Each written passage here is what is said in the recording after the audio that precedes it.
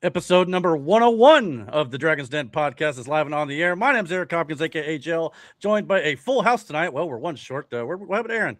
There he is. All right, but anyway, so we got the Snack Path of Brandon on top, and we got Miranda on top right there on the top right. We got Matthew Purdue sucks in his mind. More on that later on as well in the sports segment. We got Mr. Rogers, Dr. D, Damon in the middle, on the bottom, and of course our faceless dragon, Aroni Guardsman, the man in the chair as well. And of course he's got a little competition for that title with Damon now also joining the podcast as well. We have two men in the chair. It could work. Yeah, for sure. And of course, if David joins us more often, we'll have to maybe get him added to the intro and stuff here before too much longer. Hopefully, if he's game, he's more than welcome at all times. So, but anyway, what's up, guys? Long time since the last podcast, I guess. Long weekend last weekend. We did a lot of shows. If you didn't catch those, check out the channel. There's obviously a lot of stuff there to watch alongs and the 100th episode as well and things like that. So yeah.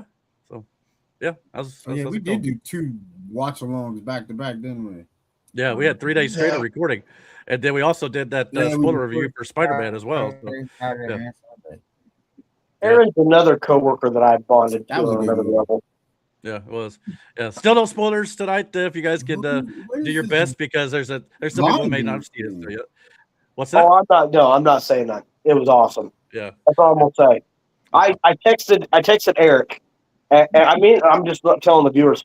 I texted Eric up to 2:00 in the morning. Well, you didn't get out till midnight. So the first thing I sent Eric was "Holy shit" was all I sent to Eric, and then that was it. We just left it at that. Yeah. No, you went on a lot longer than that. Texted Eric, maybe I did. And he had the audacity. He called me. Oh yeah, brother, I'm not answering this phone.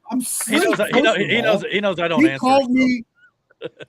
He called and texted me. I said, "Ain't no way, big dog." I mean, and then he proceeds to tell me that he's such a movie critic that he has not liked a movie in the theater since 2005 when Revenge. That might be true. I'm like, 21 years, you've not liked a single movie in a theater, bro. I like in the theater. Crazy. I liked Endgame. Can you move your soda out of the way of the camera? You're like, this isn't my soda. Whatever it is. Oh. There you go. Appreciate it. Get it together, man. It's just like I don't need to see. I just don't need to see your. Here. Oh my god. 101 shows in, and I don't know how the hell we got here. I really don't. I know, right? How are we not canceled? That says something about us. I mean, man. But anyway, for those of you finding this for the first time, we got 36 people watching right now. Please click like, subscribe. Don't forget to follow us and all that sort of good jazz. You know the drill. Definitely help us build our subscriber base and help us continue to boost up the algorithm. To kind of help us get some recognition. I guess somewhere. Already go to sleep. I guess he popped in, like talked to us pre-show, and then we saw him long enough to introduce him, and now he's dipped out. Maybe he thinks that's credit for being on the show. I don't know, but anyway, good to have you. I was upset I missed the 100th edition. I was spending time with my grandfather, but it sucked. But well, I'm not going to begrudge you for that, and I'm not going to get mad at Aaron because he was on a very early ship and all that. Yeah. Oh yeah, I got a video to show y'all. Big dog. So Tuesday, Matt plays softball, right? And I told him one time, I was like, "Yo, man, I want to come down and watch you play." So he was like, "All right." So he told us when his game was or whatever. It was Tuesday. So Tuesday, Miranda and Jackson and Anaya come pick me up from work, and we go down to the field where he's playing at. His grandma and grandpa's there. Brother, his grandma, she had me cracking the fuck up. So Matt's up to bat, right? Miranda has a video of this shit. Matt's up to bat, dings one. Brother, I have never seen Matt move this fucking fast in my life. When I tell you my man bolted, he hit first base. He was about to hit second. I don't give a fuck. I was going to run second. Oh, I was going too. And my coach was like, nah. He was like, hey, get back here. Stupid. Where you going? Paul was like, nope, So you ain't going he to. made Matt stay on first. Second batter comes out, he hits. Matt takes the fuck off. Not only does he take off, hits second, rounds third. In there. You know what I'm saying? Oh, man. Matt got some wheels, brother. Oh yeah. When we're on base, we're scoring. Because let me tell you something. We play with two 70-year-olds. We got to make up for that difference. Hey, them 70-year-olds, yo, damn that. And they play, don't they, I was impressed. Yeah, they play, don't they? But Buddy was out in that field catching whatever came his way for real. Yeah. Everett at 65 plays like most 30-year-olds. He was moving. Wow. Yeah, so he moves. Matt's on third. Buddy gets up, hits the ball. I have, again, Matt's legs, they was just moving. His grandma goes, them tiny legs is going. Brother, deceptively fast. Brother, he was kicking up dust. You understand me? He was moving. Like they were just like all you see was like this like blur. Yeah, like a cartoon character.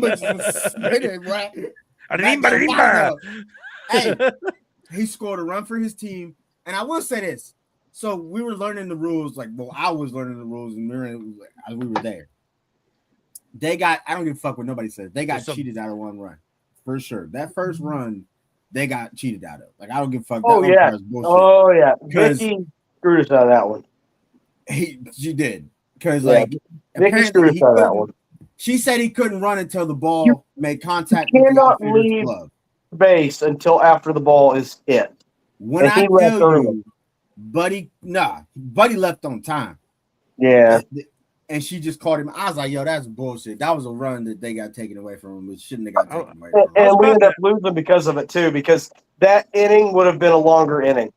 I was about to ask, what's the rule differences? Because I just figured it'd be like normal baseball, but I guess I get the point. There's a big rule difference between that and baseball. That rule I understand, but there's a 10-run rule after 5 innings, and we ended up losing 11-5. Yeah, and I was responsible for 2 of those runs, so I made me so proud. It was a good game. It was fun. I had a blast, but his grandma had me rolling. Oh yeah. Let me tell you something. My grandmother does not hold back. Oh no, she was talking all kind of shit too. It was hilarious. Yeah. She understand going swing, bada, swing, bada. About that boy, she was hooping and hollering, but I was cracking up, man. It was a good time. It was a good time. Oh yeah. Well, I'm about to go to the next one, then, or whatever it is. Yeah, it was good. It was fun as hell. Right on. It's Tuesday night, Eric, at 8:20. Oh, I ain't going by myself. If everybody went, I'd go. I'll probably be there. Well, I might go then. Yeah, Brandon said he wants to go again. So right on. Well, we'll see what next week. You gotta see them legs, brother. I have Brandon show you that video later or some shit, brother. When I tell you, them bitches was a kicking, boy. I'll say don't let work though. You can move that fast because no. That's what I said. No. I don't know about posting it because I just watched it. He was hauling ass. I don't think I've ever seen him run. So, bruh, he was moving. Yeah, I got the legs going. Got them wheels. Well, I knew you played sports in high school or elementary school or whatever. I moved faster then too. You forget I was a slimmer. Yo, Brandon, I see Matt today. He was like, man, my legs hurt still. Oh yeah, I felt old. Yeah, that was the first game back after your little break. Oh yeah. You're still in your 20s. You ain't got close to old yet. Brother, wait till you hit 40. Oh, yeah. I'm telling you, the day I turned 30 it was wop, wop, wop. 30 wasn't bad. 40 sucked. My knees. I'm 34. My knees already hate me. Well, we got different. By the third kid, my hips were done. Okay. Yeah. I think Miranda wins. Yeah, we had different activities. I was putting myself through tables and falling off of shit. So by the time I hit 30, my body was like, yeah, I'm done. And I was like, I feel you. I feel you. I feel you. Can't imagine. Can't wait to see what 50 and 60 feel like. No. Hey, they've Oh, got good. this. Joe Rogan had a guy on his podcast today talking about reverse aging. Ooh, I need They, that in boy. my life for sure. crack the code apparently. Well, they need to send it this way so I can punch it in. Yeah, no That's joke, for damn man. sure. Find that fountain of youth. You better like hit your boy Speaking up. of Joe Rogan, real quick, and I'll be done with this. And Miranda sends me a text that says, Anaya's going to send you a video on TikTok. Watch it and then explain to me what it means. And I'm like, okay. Uh-oh. It was. I said a what the good- fuck it was. Yeah. Not what She it sends me this video. Or I looked on my TikTok, and sure enough, Anaya sent me this video. It is you know who David Blaine is? Yeah. David Blaine. Okay. Don't It's a touch video me. of David Blaine on Joe Rogan's show, and he has a magic trick. Oh no, not this again. Oh, yeah. I haven't heard it. So yeah. So the video No. starts. with Joe, What's the matter, Aaron? and David Blaine is chugging a bottle of water, right? Mhm. He's just chugging this bottle of water. I'm gonna step away because Yeah. He then then pulls out a frog Oh no! and just backs this frog, just live, Mhm. just backs it right in his throat. Boom, gone down the gullet, right? Brother. Still chugging water. And apparently, this isn't the first time he's done this. The first time he did it, he got salmonella. The What second time the- he did it, he got salmonella again. You go get it this time too. He's had he built up an immunity to it. I Yeah, he's swear to good God. now. To salmonella. Yeah. Mhm. And Okay. then he tells Joe Rogan, because Joe asked him, he says he's had about 10 of them at once inside him. Oh my Now, the god! whole trick is he swallows this frog, but then he drinks all this water because he's doing is diluting the stomach acid, right? Sure. So the frog can land, but then gives it a way up because then he regurgitates all that water because it's all water, and then the fucking frog. He ends up spitting this frog out in Joe Rogan's hand. Now, Ugh. I am watching the video, but I had my phone hooked up to Aaron's speakers in his car. Aaron can't obviously see my phone, so all Aaron hears is. No, I'm when I sent him the text, what happened was Anaya just brings me the phone and was like, watch this video. And I'm like, okay. And it's Joe Rogan. And I thought, okay, something educational. That's what he normally has, right? Now, it's this damn educational. thing. And she's outside at the moment, and I'm yelling for her to come get this stupid phone. I'm like, girl. It was So educational. All Aaron hears is this dude going, what? He was like, Aaron goes, I'm about to throw up. He's about to Then I'm throw up like- in this car. Yeah. But then I'm like, Anaya, we got to get your dad to watch this. I He's about know. to throw up in this car. I also love how the same sound that came out of the David Blaine video is the same sound that Nate made when he first saw you back at work. Ugh. Ew. Ugh. Fight Nate. Yeah. That shit hurt my soul. I was so happy to see him too. I was big smiles, and he was like, Yeah, like, bitch. How's it feel when Ugh. somebody does it to you? So payback. All right, I'll see what it is. Anything goes by me, but at work, but he has this smirk on his face, and it's a friendly smirk, but it has some evil intent behind it, and I don't You really know know all how about to that. take it yet. But here's the thing. Like I I feel intimidated. I don't understand why anybody thinks they're safe around me. Like, I don't get that part. Like, anybody can get it. When I say it's rated E for everybody, I mean that shit. Like, I don't care what status you are, who you are. Oh It no. don't matter to me. None of that. You No. can No. catch the smoke. So Let me be the one to attest to it. Yeah. We got our loyal listener Mike in the chat. He said, I was divorced at 30, remarried at 40. It's up in the air if I'm even going to be mobile at 50 if I make it to it next month. Well, Brother. so, I mean, yeah. But hey, you'll be the first one of us, Listen. I think, to get to 50. So congrats. Let us know how it goes. yo, let me know if you make it. yeah.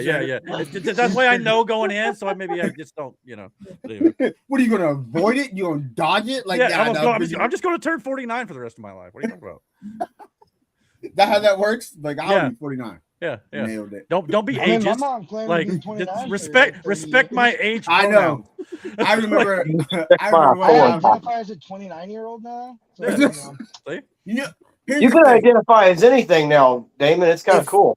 Yeah. If I could, Yeah. Never mind. I'm not even looking up right now. I'm sure you're gonna fucking talk about it at some point. Probably. Yeah. Oh. if I could pick an age to roll time back to, 25. legitimately, I don't know. yeah. It'd be my 20. 20s. It'd be my Yeah. early mid 20s. Yeah, probably. Yeah. Right now. Early to Now, mid 20s. when I'm 60, it'll probably be like 40. 40 was a great time, you know. 19, 19, 18. 1918. You're still like 28 or whatever. So Yeah. I didn't hurt when I was 19. You should be hurt at 28. Oh, I'm hurt at 20. I'm 29, Eric. Whatever. I just want the bounce back I had at 20. sorry. You know what I'm saying? Like, Like Right. you did some shit and then like you were just able to walk it off. You know what I'm saying? Like I just want that. Like I want that bounce back period. Yeah. We'd have to go back a long time for that to happen with me, and Yeah. I don't Probably want to like relive all that. To the age of where I could, get out of bed without, hurting my back or, that I sort mean, of thing. I could like stop myself from meeting Kenny, that dude we read about the other day. Oh, I my wouldn't God. change shit in my life. yeah. I read Yeah. about the fire chief of the fire department that I don't want to say started out with, but I was still a cadet firefighter at the time. He was caught having sex with another guy in the park. Yeah. Okay. Where kids were playing baseball. And then when they searched his car, he had women's attire and fake breasts and stuff in his car. Whoa. I'm like, Some people are just different. yeah, I guess. He was Way definitely built different. different. You know what though? These are the people that rent in my aunt's house. Yeah. Like I was close with them. And you But weren't then- close enough, man. Long after I left and we stopped talking, his wife was involved in stealing 11 grand from that fire department. $11,000. Oh, I should say ex-wife because they're no longer together. Yeah. It's all You think weird you to, know like, somebody? I'll see stories Yeah. of people I used to know, and it's like, yo, what happened? Like, what happened to you? You know what I'm saying? Like, I'm sure they say the same about you. No. Like you didn't read about me in the paper. I think I don't mean similar that. about I mean Eric just- every day. Like, what me? happened to you? Well, this week I've been kind of blah, but Yeah, okay, no, this. it's the weekend. Let me tell you something. It I was mean- like Thursday. Yeah. No, it was Tuesday. I went up to drop to Eric's table, and I saw that look on Eric's face. And Eric had this, like, I'm throwing up in my mouth, like, No, look on his face. And I was like, Eric, you're not about this, are you? Not today. I wasn't that day. Yeah, Whatever it was. He was not okay with that today. Right, every good day's a good bad, Yeah, there are those days where you just wake up and it's just like everything is just not it, and it's like, you know Yeah, what? yeah. If you could just fast forward the day, Mm-hmm. you know what I mean? Just like I've just had hit a button, it'd be like, I'm done. Yep. Get counted for everything. Like you went to work, you did everything, you just fast forward through it all. You know what I mean? Like it's over. Yeah. Yep. Yeah, we've all had those days. Mike had one. He said, if I could change one decision but still have my family I have now, I would have gone home from my friend's house instead of going to Legends on December 26, 2003. It's crazy. You remember the exact date. He said, where I met my ex-wife. Went to see if other friends were there, just kissed them. She was there with a mutual friend. I was such a dumbass at 27 years old. Hey, man, we've all got some. I'm sure, some things people don't want to share, but we've all got something. I'm sure we could probably go back and want to change in our lives if we could. But, yeah. So We had this. Hold on, because I got one thing. Mhm. If I changed one thing in my life and made it all different at 5 years old, I'd have never met him Yeah. yeah. ever. Like And that one thing, I ain't gonna get into it on here, Well, sure. but it was family related, and I quit talking to people because of it. Mhm. So just be careful what you wish for. Yeah. Yeah. it's I mean, like If I could If- change something in my life, I would go back in time, and I wish I would have never met Aaron. That's crazy. Wow, brother. Wow.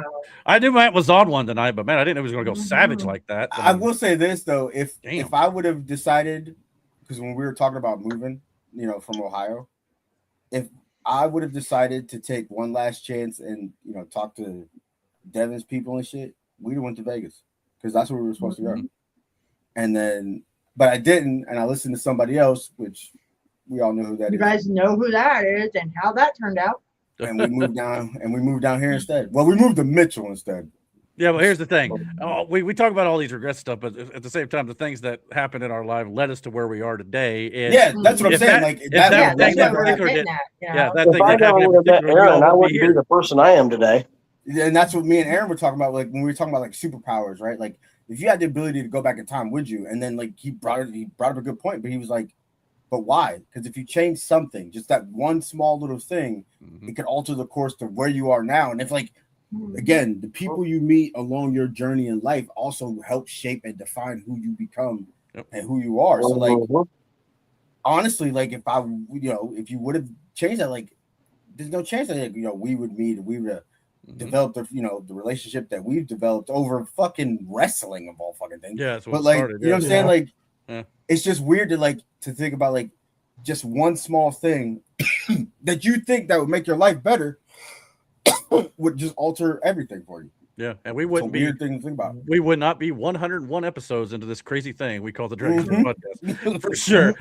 Mike said he put it on his Facebook that it was amazing how even the smallest decision could change everything. And you talked about that a few weeks back when you were talking about how Stone Cold Steve Austin won the King of the Ring, all because Hulk Hogan and left WWE, and then of course the Click and everything went down with the curtain call. Had all that not happened, things would have been completely different in wrestling. Same thing in real life, man. It's just wouldn't have got the Monday Night Wars. You wouldn't have got the those moments in time. Like it's one small thing changes everything, really.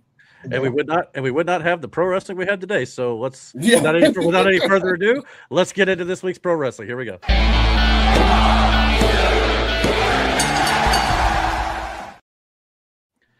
How about that for a transition, huh? It was ass. It was not one of your best ones. That was a good one. That was the quickest one yet. It was really shit, to be honest with you. Thanks for the support. I appreciate y'all. I really do.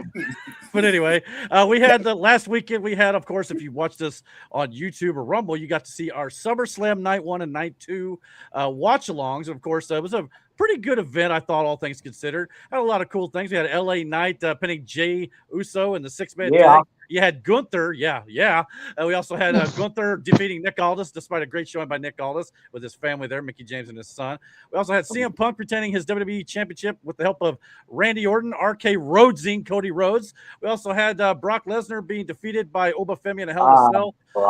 Liv Morgan retaining her Women's World Championship against Io Sky, and of course the Bellas turning on Paige after their 6-woman tag, which Brie Bella also tore her scapula, I believe is what it was. She injured. Yeah, she hurt. Yeah. She gonna be out 4 to 5 months. Crazy. Yeah, I think they said 6 to 12 weeks, but I've heard it could be up to 6 months for Brie Bella. So it's not fun. Bella's gonna get a setback. Well, like we said during the watch along, and we called it out there live, that if their plans were for once Nikki returns for the Bellas to go after the tag titles, that's going to have to go on the back burner yet again because now the other one's hurt. But they still might do Nikki Bella versus Paige. I don't know, Eric. It may be time to maybe give up on the Bellas. Well, I think once they both get back healthy, they'll probably still try to do it at one time. But they want that WrestleMania moment to cap off their careers. You got to think about it. They've both been retired from wrestling for fucking years. And it might be Mania now before they do get that moment, which would be interesting because it'd be 1 year after the whole Paige situation. So, but yeah, we'll see what they do with Paige. But good to have her back, maybe as a single now. We'll see how it goes. And of course, Night 2 was also worth mentioning here. They started the show out with the bang, making the Sami Zayn and Finn Balor #1 contendership match into a fatal 4-way with Gunther and the returning Kevin Owens. More on him in just a little bit. Where Kevin Owens won the #1 contendership. We had Chad Gable winning the Intercontinental title, his first singles championship. Hell of a match, too, man. That match was good. Yeah, and then we had Baron Corbin defeating Trick Williams for the United States Championship. Looks like Baron Corbin's going to be wrestling Carmelo Hayes next week on SmackDown. Carmelo Hayes may get his title back next week. We'll have to wait and see if that's where he end up playing Baron out. Corbin looks like Voldemort. Yeah, we got Diane Houser with the help of Joe Hendry winning the Human Monies on a pole match, as well as Chelsea Money's on a pole. Yeah, as well as Chelsea Green winning the interim Women's WWE Championship. Although we'll talk a little bit more about that in a little bit. It may not be interim any longer. We'll talk about Rhea Ripley in a minute. And, of course, we got the final act, as it were, of the Shield storyline between Seth Rollins, Roman Reigns, and paying homage to Dean Ambrose, John Moxley, as well at the end of this. Little show of respect between the Shield brothers, but Roman Reigns retaining his WWE World Heavyweight Championship as well. So just quick thoughts from you guys. I know we talked about a little bit on the watch-along, but what are your overall thoughts of how SummerSlam went down this year? I think had some cool shit. Yeah. It was cool to see. Well, Nick Aldis again. That was a good match. Like, I enjoyed it. Him and Gunther. I like Gunther's style of wrestling, and Nick's is kind of the same. So I mean, it really worked. It wasn't going to be a big, flashy, high spots kind of match, and I didn't expect that out of either one of them. But it was good. It had some moments. Yeah. EO and freaking Liv was good too. Liv got a shiner out of that motherfucker. Nick Aldis did too. Yeah. Aldis had it tonight on SmackDown. Yeah. So I was like, where did he get a black eye? The 6-man was actually really good too. Yeah, good to see LA Knight get himself a win there. I was happy. Yes. To see that. Yeah. All those time will come. It's good to see Paige going to be back as a singles competitor. Like again, I get why they did what they did at the first time, and it does suck for the Bellas. Like it really does. I mean that really does suck. That really does. Yeah. And look, CM Punk is CM Punk. It's whatever for me, right? Like I don't really give a shit about him, but I also wait till you hear what he said in the promo tonight. I'll get to it in a minute, but and then I also, Cody is Cody. Like I don't know what to do with Cody at this point. You know what I mean? Because it's starting to get where it's like redundant in a sense with him. Like, and he came out white meat baby face again tonight. So and that's the thing. Like he's not as entertaining as Cena is, because even though Cena was a baby face, Cena had jokes. Yeah, you know what I mean. So it worked. And like with Rhodes, it's kind of like, he's just here. I say this and I'll say this over and over again. If you're a Cody Rhodes fan, then you're a Cody Rhodes fan. But there's also this weird section of you're a Cody Rhodes fan, but to an extent. And it's just like we're at that extent. And like CM Punk isn't the one that like I'm entertained by someone like Cody chasing him. Like if we're building up a Randy Orton thing, then that's different. Sure. Well, more on CM Punk in just a little bit with Kevin Owens. So you may not have to worry about Punk too much longer, because I got a feeling, but we'll talk about it here in just a second. But and then one more thing with Oba and and we'll talk about Brock too. But go about good. Oba though. Yeah, sure. But we'll get into Brock's retirement, or is it, here in a second. But we had multiple returns in 1 week, 5 to be exact.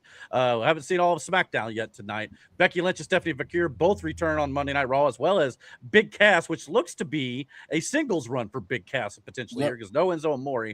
But Randy Orton we saw was back, and of course Kevin Owens. So outside of maybe Drew McIntyre and I guess Alexa Bliss, who's got an arm injury, I guess at this point, they're pretty much back to full strength in WWE at the moment. And Drew McIntyre is not really hurt; he's just filming a movie, the Highlander. Highlander. Yeah, I forgot. Yeah, so he should be one. Exactly. So, and rumors are going around right now that he may actually end up on the Raw brand to feud with Roman Reigns, which could be good. At least for the time being. So we'll see if that plays out. Roman Reigns has got we're gonna get more of those. We need something to keep Roman busy. We're gonna get more of those real shoot promos, aren't we? Yeah, probably. No doubt. Yeah. Don't worry, Roman's got something to keep him busy here in a second. Brother, those are good though. So yeah, for sure. Good. Happy to see that. Glad to see everybody getting a little healthier. So always good to see it. Kevin Owens, who we didn't know even would be back wrestling. Glad to see him back full time. I popped hard when Kevin came out.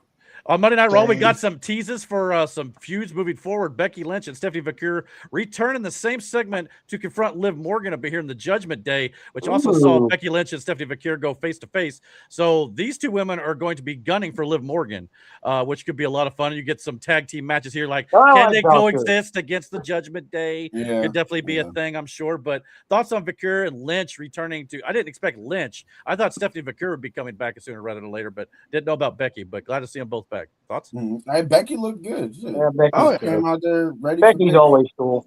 And that's the thing, though. Like when Becky got her work pants on, and I'm not saying she never has. Like, let's get the, but with this gimmick in particular, you know, not the heel one where she's like a fashion model, Right? Yeah, Where's- big time backs. yeah. Mhm. God, I But hate this, that. the man Becky, when she's on her game, she's on her fucking game. Mhm. Like her matches, her promos, all that. Like she is one of few that are able to, whether it's face or heel, flip that switch, and you're either in all the way on cheering for her, or you're in all the way on booing the shit out of her. Sure. I mean, like she It- and her work in the ring differs too, whether she's face or heel. Not many people do that shit. A lot of times, whether they're face or heel, it's the same kind of move set, really. Mhm, When mhm. she's a heel, she finishes every match she can with that, you know, with the disarmor. Like it's always a submission thing. But Yeah. as the man handle slam is what wins the majority of her matches, and she changes up her offense and shit. Like I don't know, enjoyed Becky's the just rivalry good. And she then- had with Ronda. yeah, That was a good too. one. Mhm. But in Valkyria's just, to me, Valkyria's great too. Like I was gonna say you add her to the mix. That only Ooh. raises this up another level, yeah, in my humble opinion. But yeah, so I don't know how this is all going to shake out. I was trying to look up here WrestleMania. I think it was this WrestleMania. Didn't Stephanie Vaquer lose her title to Liv Morgan, if I'm not mistaken? think so. Yes. Um, Yeah, trying to lost remember. it. She lost it. She's another one that I don't know how long she's been in the business, Yeah. but it seems to me like is another up and I'm going to say up and coming one. You mean Liv? No, Stephanie. no, Stephanie. Stephanie. She's newish. No, she's been there she's about a new- year. So. newish. She's probably And she's she- got a history on the indies. It's like WWE's like kind of feeling her out a little bit. Well, no, And- she had the title for a bit. Yeah, she's Yeah. been there a held that while. title for a while. Yeah. When Stephanie, I think she was from AAA. I know she did a lot of work on the indies, obviously. Yeah. But she was on NXT for a while too, Mhm, mhm. before coming up to Raw. And like to get thrown in on Raw, you know, they believe you got some legs on you. Not to say SmackDown is ass, because it's Sure. not. But I'm I, saying, like, I think it's going to get Raw better now. is- They got people healthy back. So. yeah, and Yeah. you got some big storylines already. I mean, Yeah, it's just Raw's always the flagship show. Mhm. yeah. But Depending on how you Carrie's book weight. this between, you know, Valkyrie and Lynch, like it's just a hell of a story. And you can have that heel dynamic in the background with Liv, so you don't need either one of them to be a heel. You could just tell No. the great babyface story between the two top women, you know, female babyface they have, and you got your heel in the Judgment Day. You know, Well, as far as, it's also worth mentioning too. Becky Lynch, obviously, I was looking up WrestleMania thing with Stephanie and Liv Morgan. Becky Lynch was defeated, or she defeated AJ Lee at WrestleMania. that's who it was. And Yeah. what if she comes back and gets thrown into this mix Oh as well? yeah, I forgot about AJ. Because AJ's been on record, I think, on Unreal or whatever it was, stating, "Hey, I turned out I'm pretty good at this, and maybe I'm not be gone as soon as I thought." So she's talking like she's coming back too, Mhm. at some point. AJ Lee is a terrifying. However, you would think she'd be Yeah. on SmackDown with Punk, but you never Yeah. know. So maybe there's Yeah. something there for Chelsea Green or something like that. We'll have to wait and see. Maybe. Yeah. Before we move on here, and Mike, don't worry, I'll get you other chats about Chelsea here in a minute. But he said, "How about everybody's thoughts on Triple H commenting after SummerSlam why they don't push certain people, asking if they are over like Cody or Roman?" Basically, Hunter was pretty much explaining like a lot of guys are like, "Well, why does it always get the same guys at the top?" And Triple H was just like, "Well, are you as over as Cody? Are you as over as Punk? Are you as over as Roman? You got to get to that level before we'll push you." Yeah. But You just one can can't- also argue on the flip side of that, though. Maybe they would be over if they were pushed more. But So that's the thing. I'll give you an example. LA Knight. Yeah. And here's the thing. More on LA in a minute. Knight, So, hold on. LA Knight would be a good champion, a good people's champion. That's Sure. 100% sure. But Right. there's a business aspect to this whole thing. Whether you guys like it or not, it is. It's a business. Sure. And you have to be marketable. Roman Reigns is marketable. Mhm. Highly Yeah. marketable. Yeah, I get that. Cody is marketable. Highly marketable. Think of the endorsements they got. Cody has a fucking brand deal with Yeah. one of the highest, you know what I'm saying? Yeah, Roman whiskey. Yeah. has his own fucking Jordans. Yeah. Like, Now, granted, You know what I'm Roman saying? was pushed for a lot of years to Was he get really? to this level. But Cody once had to get it on his given- own. But once given that reign, no pun intended. Once given the reins, though, it's on him after that. Oh my God! But and you have to be able to carry that. That's a lot of fucking pressure. That's a lot of weight. And yes, the guy you want to be there may be great on fucking television, but once that real pressure hits, where you represent that company because you hold that title, if you can't handle that shit behind the scenes. It's not going to happen. You're a TV champ at that point. But it's an interesting balancing act because while I agree with all that, you got to get over to be pushed as well. But then you got guys like Finn Balor, who once again was sitting on the steps at the end of that match, kind of like, man, am I ever going to get a shot? And Finn has been putting in the work. Let's be honest. So I understand what Hunter's saying, but at the same time, I kind of see this from both sides. I really do. But yeah, I guess as a company, you've got to take the chances, and then as that talent, you've got to take advantage of the chances you are given, which is it's hard to do sometimes for sure. But as Matt mentioned, LA Knight, and you guys were saying he might be a good champion. Raw opened up this week with LA Knight going nose to nose with Roman Reigns, and that was awesome. Kind of schooling Roman Reigns a little bit on some of his promo work there. So obviously this looks like it's going to be a singles feud, and Roman has told the Bloodline, don't touch him. Roman wants to handle LA Knight by himself, which is something that Roman's been doing a lot more of now with this recent run after WrestleMania, which is great to see him do it on his own. But obviously, if this happens, I don't think anybody on this channel thinks LA Knight's actually going to win the title, which stinks. But I think, right? Am I wrong? No, I think LA Knight will win. Really? Unless, and here's the thing. When you're at the stage of where Roman is in his career, just like with The Rock, just like with Stone Cold, Triple H, Shawn Michaels, you get to pick who you're feuding with. You get to pick who your next opponent is. Sure. Yeah. So I mean, Triple H he has to have unreal. Yeah, but he has to have some kind of faith in LA Knight to work with him. Sure. To want to have this kind of thing, to give him this opportunity. Again, in the promo he cut with Jacob, where again, real shoot promos are good because you get to see like what's true. For a brief minute, this is real life. And when he said to him that, like, brother, I'm not doing this for you're talking about you. I do this for us, like all of us, like he compared to like you're trying to feed this many kids, I'm trying to feed this many kids. I'm trying to put this many kids through school. Like in this instance here with this promo, LA Knight killed it because it was true. Like, bro, you can't. But then at the same time, if you listen to Roman, it's like, I get what you want. And there's a lot of guys like you. Everybody's hungry. But can you handle that pressure? Yeah. And like now it's time for LA to prove it with this opportunity. Yeah. Yeah. And I'm not gonna lie to you. Two words come to mind: piss and vinegar came out of LA Knight during this. Oh yeah, he was hot. But that's good. Yeah. That's what you want to see. So, and you want to go toe-to-toe with a guy like Roman in this aspect because then he's the measuring stick. Yeah. You know what I mean?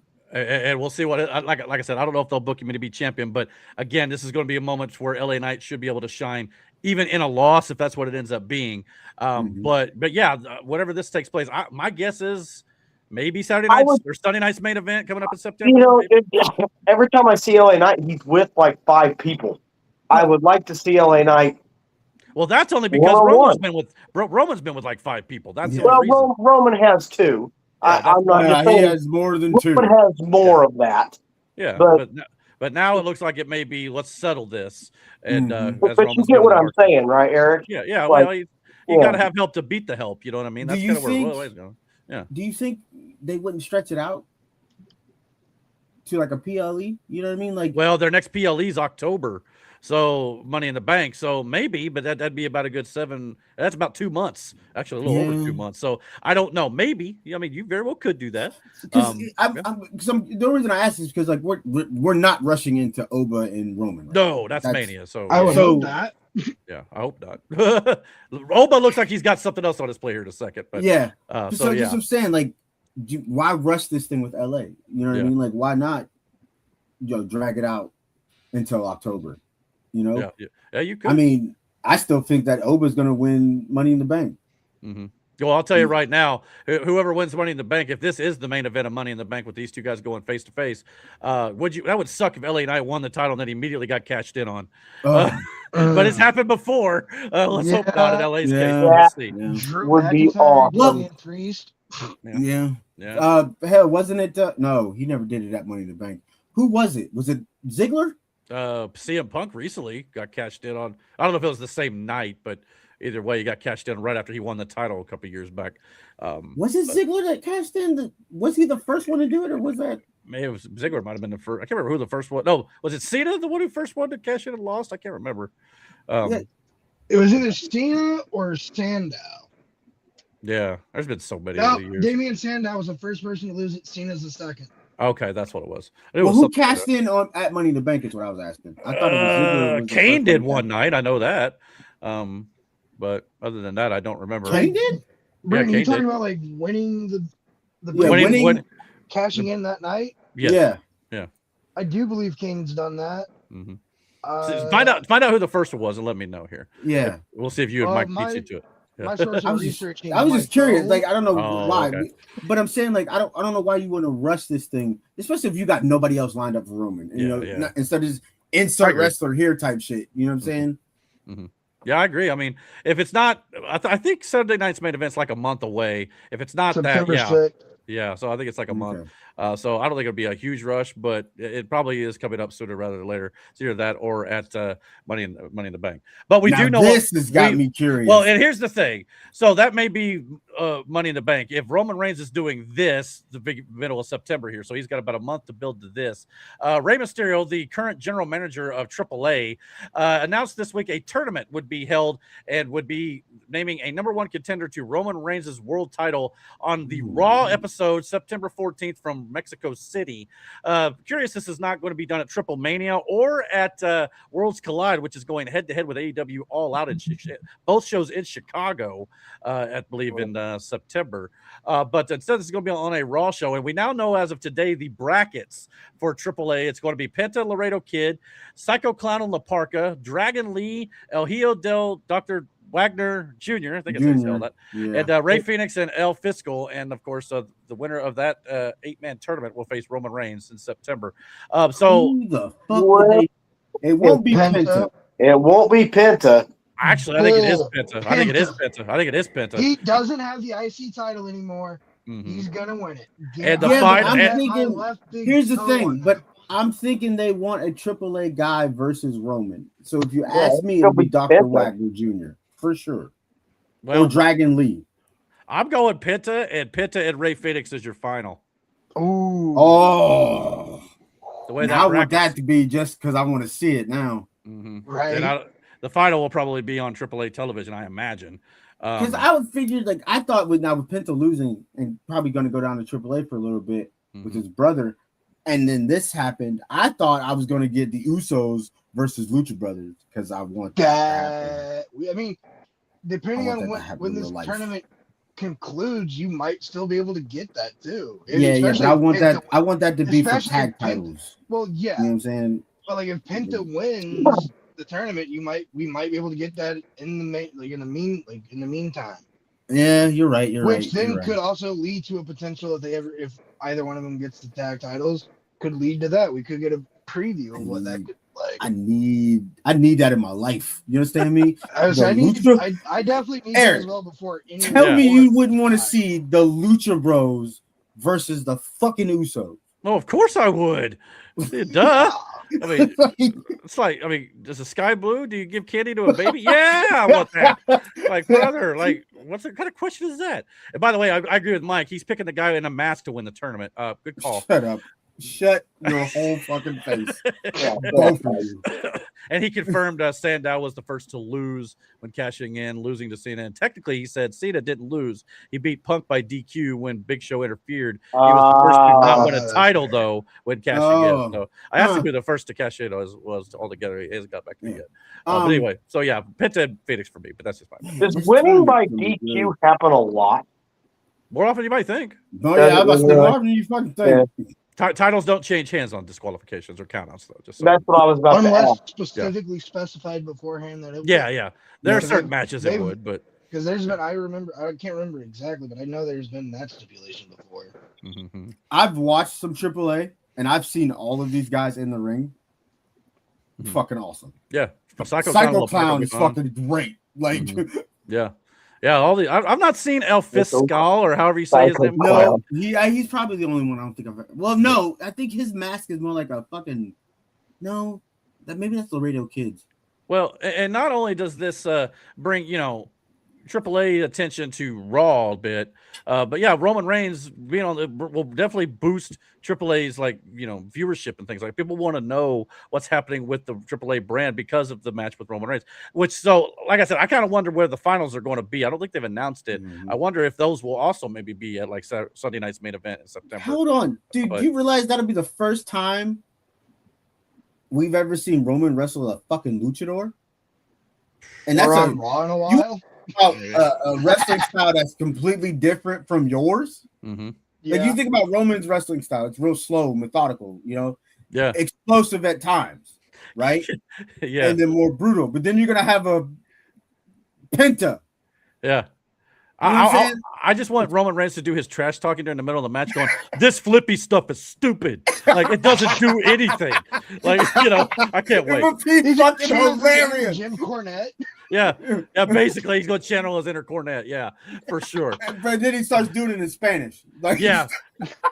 El Stupido. Or whatever, yeah.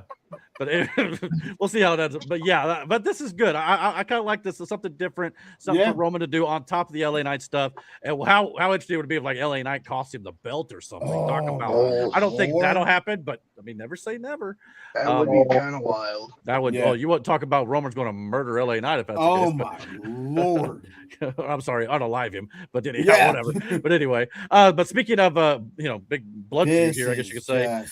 Oba Femi went nose to nose with Braun Breaker, which last week we talked about how Braun Breaker looked completely disinterested in the stuff that the Vision was kind of doing. He's just kind of standing there, looking not too happy. Well, this week he looked focused as all hell, as he's now been booked to go one-on-one with Oba Femi here in the future. Which the only reason I'm not super happy about it is because I don't know if I want either guy to lose right now.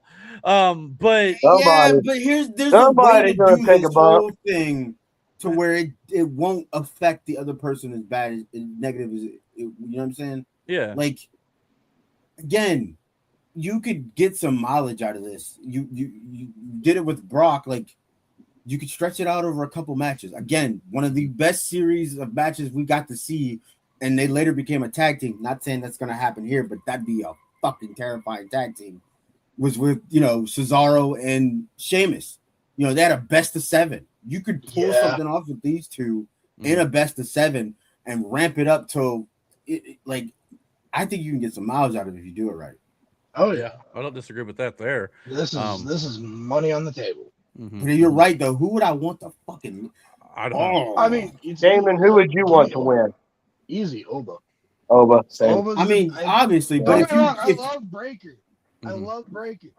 He's gonna be great. He's gonna go high in this company. Mm-hmm. But right now, the money is on Oba. Mm-hmm.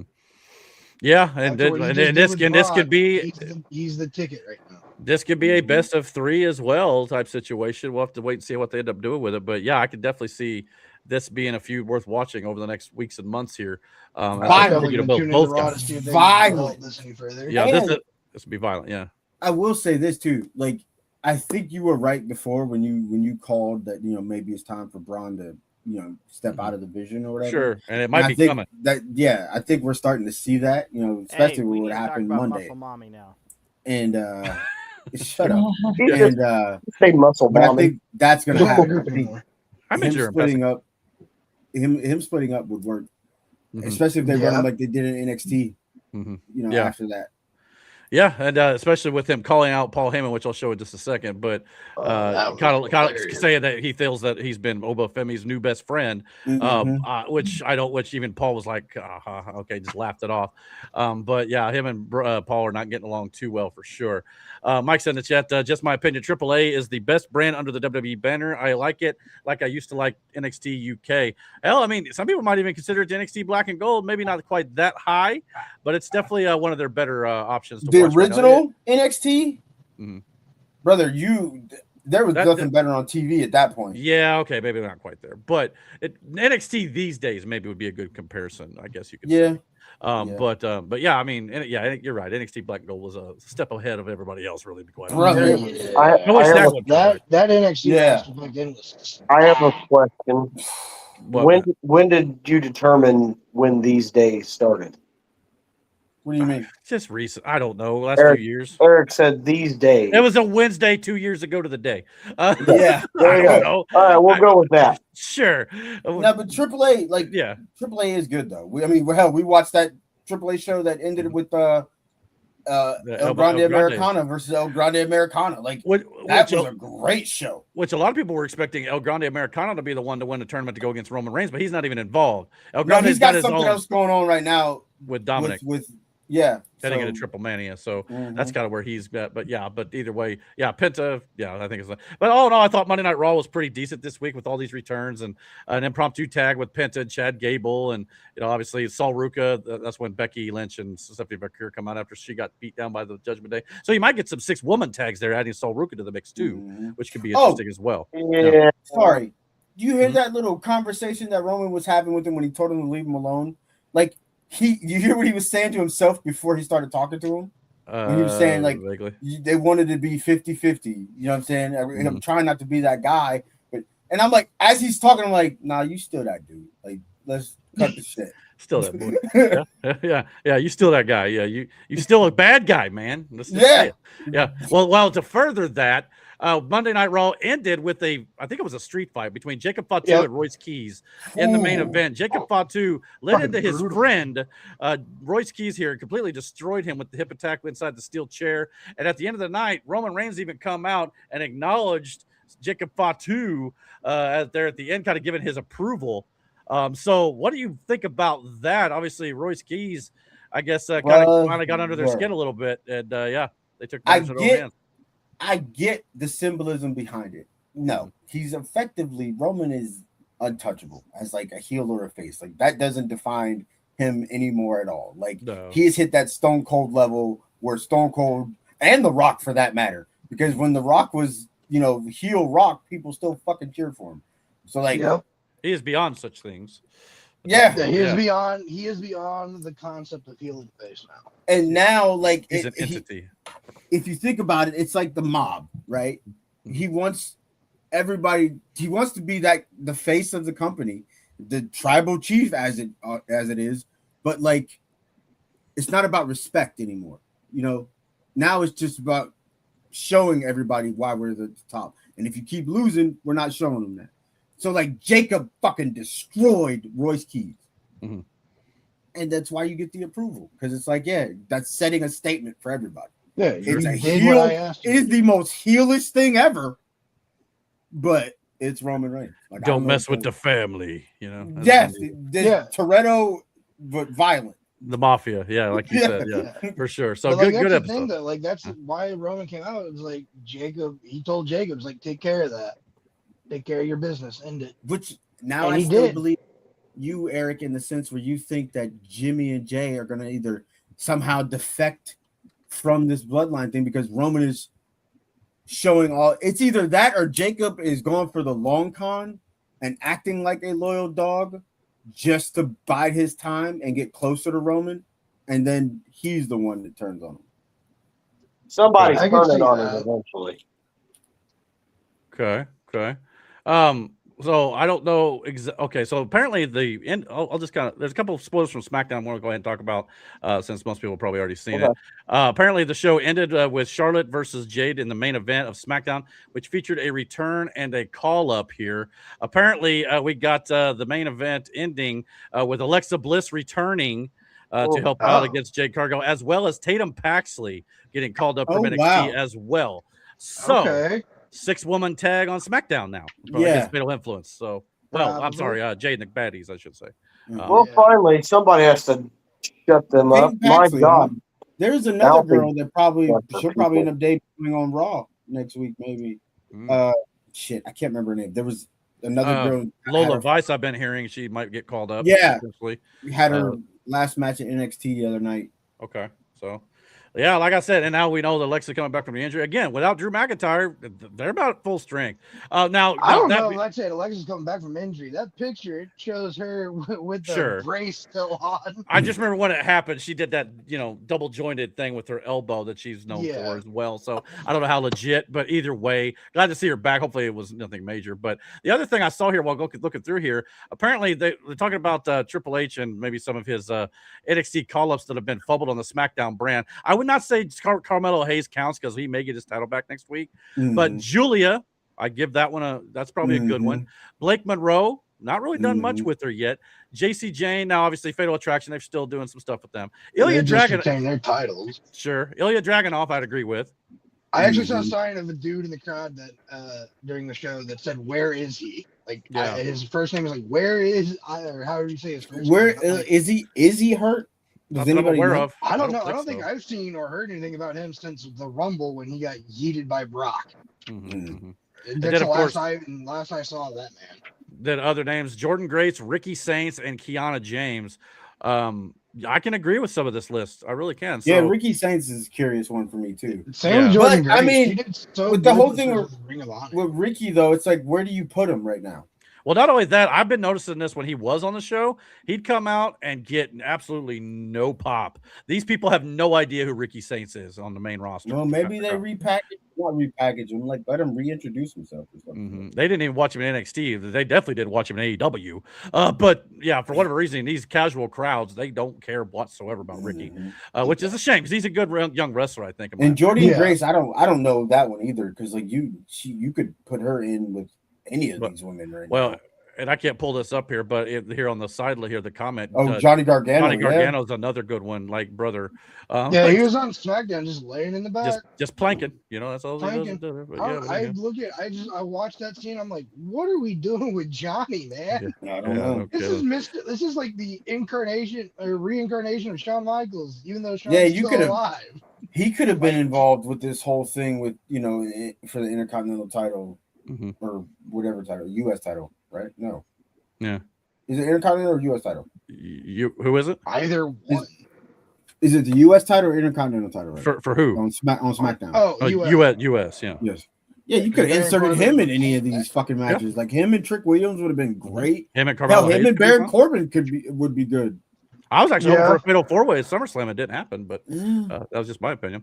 Mike said about Dragunov, he said, they've given up on Dragunov. Don't see a future with him. Guess they forgot how awesome he was against Gunther or Walter in NXT UK. Yeah, that was a great feud.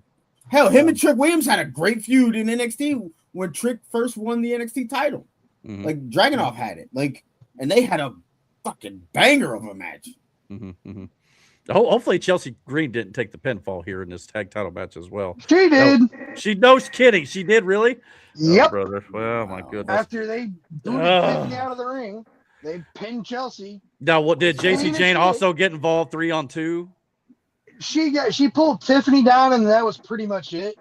Okay, Tiffany was on the on the edge of the ring. Like she comes over at pretty much at the end of the match, though. Yanks her down, and then. Don't think you should be beating your real women's champion here, but more on that in just a second with Rhea. But before we get to that, we also got confirmation apparently on Pat McAfee's show this week. Brock Lesnar officially announced his retirement in person on the Pat McAfee show. So it's got a lot of people, speculating, is this for real this time as WWE officially removed him from the active roster and placed him in the alumni section on their website. However, there are heavy rumors still going around that Brock versus Gunther is currently planned at WrestleMania in Riyadh, Saudi Arabia. And like I mentioned a while ago, we had Braun Breaker go face-to-face with Paul Heyman in regards to Obafemi. Could they be possibly rumoring or setting up, potentially planning a Brock Lesnar versus Braun Breaker match one of these days if Paul Heyman decides to pull that trigger? So the question is this legit or is it waiting for the next payday before you bring him back yet again? Hold on. Before you guys weigh in, as a Brock Lesnar one-time hater, if he can stay in shape and come back whenever the fuck he pleases, I don't see a problem with it. Roman does it sometimes. Hogan did a long time. It's not the thing new in pro wrestling. Austin give the man a break. Rock did it for a long time. Yeah. Not every guy does. So I mean, hell, hold on. yeah. Sean did it in Saudi Arabia Hmm. against Undertaker and Kane. We don't speak of that match. That match was terrible. That match was not good. It never happened. In Wasn't the beginning good. of the show, we No. talked about reverse aging. Like, Mm. maybe he. Shoot, I'd kill to look like Brock now, let alone at his age. He's older Yeah. than I am. He's like, what, 50 or something? But he's about to be 50. 49. Yeah. 49. Here's the thing. Yeah. Brock doesn't Mike. strike me as a Brock strikes me as a guy. When he says something, he fucking means it. Like in the story. Like, Yeah. And I get money. I don't think that's it for him. He made a lot of money. A lot of money. Like, I don't think that's the issue. I think he said it himself on Pat's show. Mhm. He's got kids he wants to see do things and support them. His daughter's getting ready for the fucking Olympics. He's got some hunting lined up. I think the man just wants to relax and enjoy It may the be. money he's made. I Mhm. don't. You might be right about that, but like, Yeah, I mean, this just feels different though, because if you Yeah, it remember, does. every time he's gone away from the business and the industry You always as a knew he whole, was coming back. It was never. he never ever said, "I'm retired." He just walked away. Mhm, mhm. But I now mean- he went on Pat McAfee show and said, "Yeah, I'm retired. I'm done." Yeah, a guy that doesn't do interviews, who's a very private person, Mhm. was just like, "Yeah, I think I'm done." But on the flip side of that, Pat is also not so much anymore, but was a part of WWE for a long time. If you were going to do it storyline kayfabe, that would be the place to do it too. So Sure. just play devil's advocate. Mhm. But yeah, I mean, it does feel a little different this time. Like I told you before, I pulled back a little bit since the watch long about This motherfucker the said 2 years. 2 years before I buy it. Maybe if we get through Saudi and he doesn't show up at Mania, then I might be on the board a little more. But until then, I've still got my antenna up going, maybe, just maybe it's not over. But And that's if he just can my- still get in the ring, Sure. good on Yeah. him. Why And not? at that point, he'd be 50. Brother, Mhm. I don't know if you want to be bumped, especially with a guy like Gunther or Braun. Yeah. Mhm, mhm. At 50, get out of Dodge. Oh, quickly, Matt, just so you know, your wife's in the chat. She said, since my husband acts like his phone doesn't exist, can you tell him to come here? Uh-oh. Damn. She said, I got to F with him when you guys are live. So anyway, you might check on her, see what's going on. But anyway, so yeah, be back in a minute. Yeah, for sure. Yeah. So yeah, but as Mike said, I know he's not a Brock fan. To quote the loudmouth fan from Major League 2, bring out the pooper scooper. And he said, if he does come back, don't complain about people not getting pushed when their spots are taken by waste of money and others show up, whatever. Like, yeah, but again, But Brock's not getting pushed, so he's not taking a spot. sure. I mean, and then he just put In over terms Oba, of so- that, yeah, but I mean, he would, in a way, he would be. Who taking else a would you have potential- put someone else, a against potential Oba right match now? spot. I mean, That's also fair. true. I guess Brock Braun brings in the money. but, yeah. Braun Brock or brings in the Gunther, money. but then if he'd have beat them, people would have bitched about that. Like, Brock's you the stra- perfect cover for that shit. Can you stretch out Braun and Gunther all the way to Mania? Obviously, the No. Rumble's in there. Oba can be in that. I don't know who else you could do. Maybe Drew McIntyre would be an interesting one. Yeah, but Drew's gone right now, so Well, that yeah, deal would've been but you do those pushed two in. first, and then you do Drew. You know, I don't know, it's possible. But yeah, you got to pick your spots. But and then like we said a couple weeks ago, when Oba does win the title, then what? I mean, he's going to run roughshod over everybody because nobody's going to be able to step to him. So I don't know Yeah. what you do then. But as it becomes who can beat him. So there is a storyline to be had there too. So time will tell. Also, a couple other things. So I guess I'll just go ahead and move on here. We got the announcement that Royal Rumble will be in Arizona at the Cardinals Stadium. I don't know. I think it's what it's called these days. I don't know if that's the actual name of it, but either way, it's not in Saudi this year. So good for Arizona getting their first Royal Rumble. Sounds like it's still going to be a one-night event this year or next Is that year. the first wrestling show in Arizona? Pay-per-view in Arizona?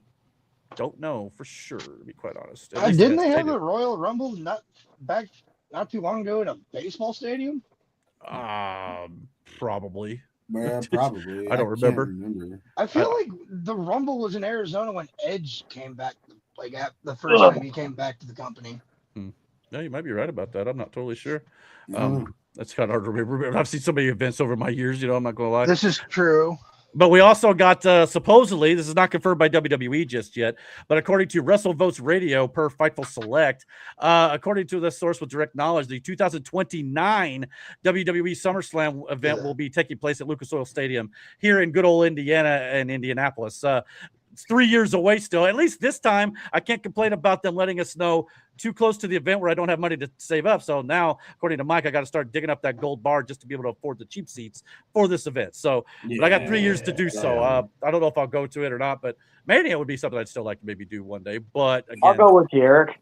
I mean, Mania would be worth, I guess, the cost, but like, I don't know that I'd want to sit in that stadium to watch wrestling. I'm gonna be real honest. I'll go up and enjoy everything else and go watch the show somewhere else. Sure. Really? Well, and Royal Rumble, I kind of see your point. I couldn't afford the seats to be able to see That's in the middle also of the true. field. Well, you see these end zone seats here. I think we were even up the section higher of it here.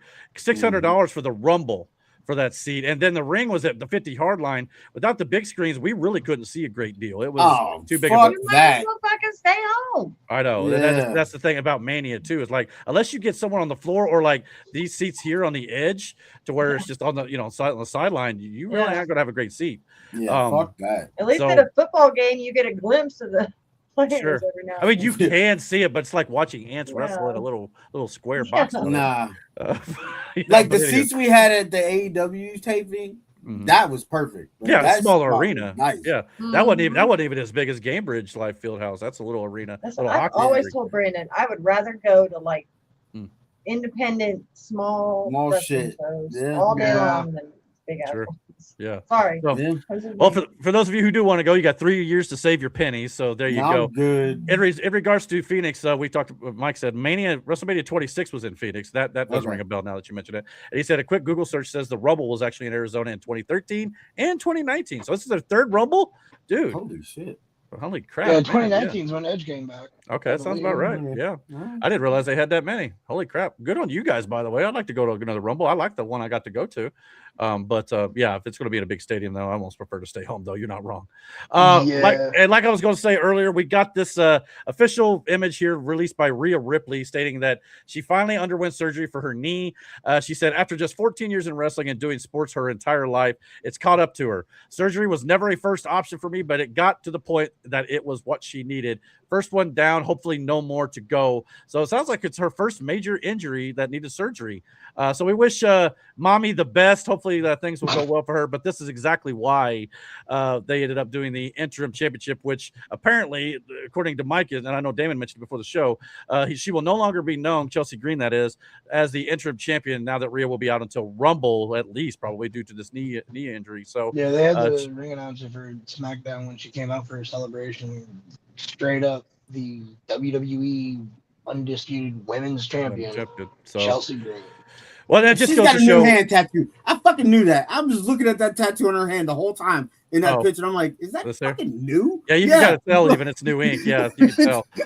That girl's got so many tattoos on her. Good. And on I'm her, like, but I'm looking. I'm like, that look like it fucking hurt. Like, yeah. So, well, it's probably not be the best. place to Yeah, do it, but it's Rhea. So she's used to it. She's used to covered it. in fucking tattoos. Shit. I talked to Brandon about this earlier today. There's a video of her like coming out of an ambulance, and it's like very terrifying smile.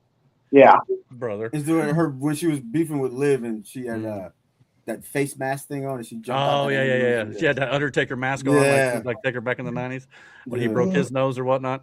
So all the best wishes to Rhea Ripley and a smooth recovery, and hopefully she can get back sooner rather than later. Some happy news though when it comes to pro wrestlers in WWE. Bianca Belair and Montez Ford welcomed the birth of their son, Romeo Leonardo Allen Crawford, to the world. That's a name and a half, boy.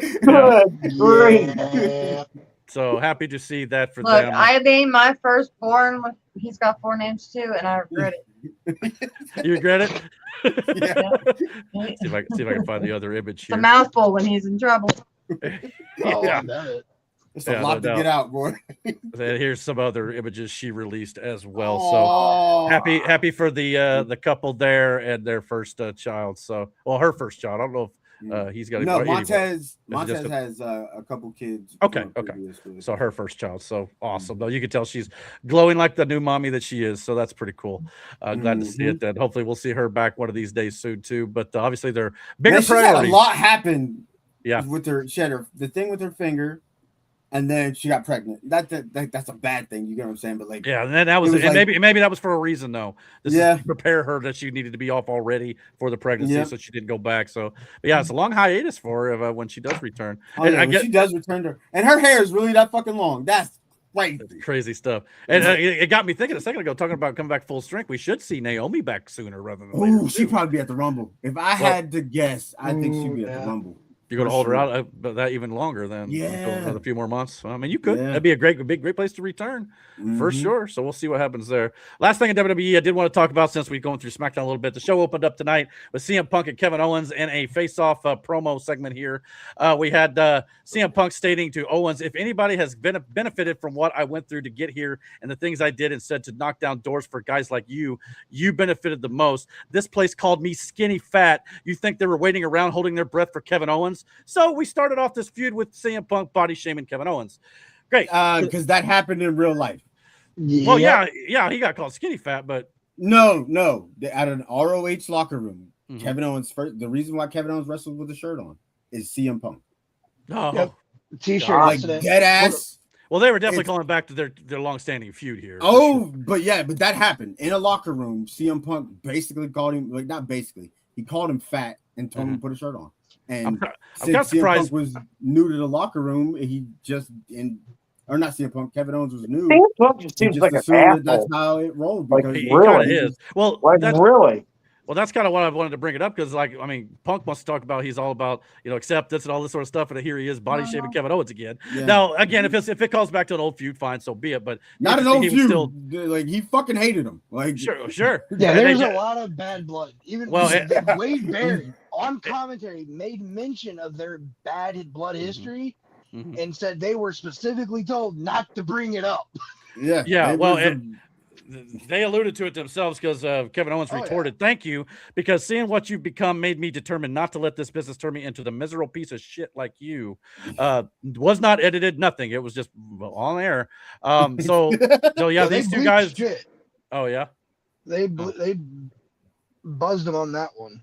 Mm-hmm. Well, great. We lost our Facebook streams. That's awesome. I wonder what happened there. Oh, well, I guess so long Facebook tonight. I'll have to look into that later. I don't know what happened there. But anyway, we got YouTube and everything else still running there. So this is why you don't just follow us. Yeah. So I don't know what happened there. But anyway, I'll have to check into that next time. Sorry, Facebook, if you're watching this on YouTube. But anyway, anyway, this looks like it'll be a great feud. Sounds like the match is going to take place. Kevin Owens requested Aldis to make this match for 2 weeks from now, August 21st in Toronto, Canada, which makes me think maybe Kevin Owens beats Punk here. I mean, I would love that. I would too. So, you know what that would do to Sammy? Like, and again, Sammy had his crash out. Because he was shocked that he came back to begin with. This is his literal, his brother. And now he shows up at, SummerSlam in a match that it was supposed to be for Sammy, wins that match, and then comes out, and then 2 weeks later wins the title. Like, Sammy would lose his fucking mind. And now you can start that feud between those two? Yes, Kevin Owens should definitely. Yeah, because they've already kind of planted the seeds on that with tonight's SmackDown. They had Kevin and Sammy kind of talk about what happened at SummerSlam, and Sammy said to Kevin, "Don't."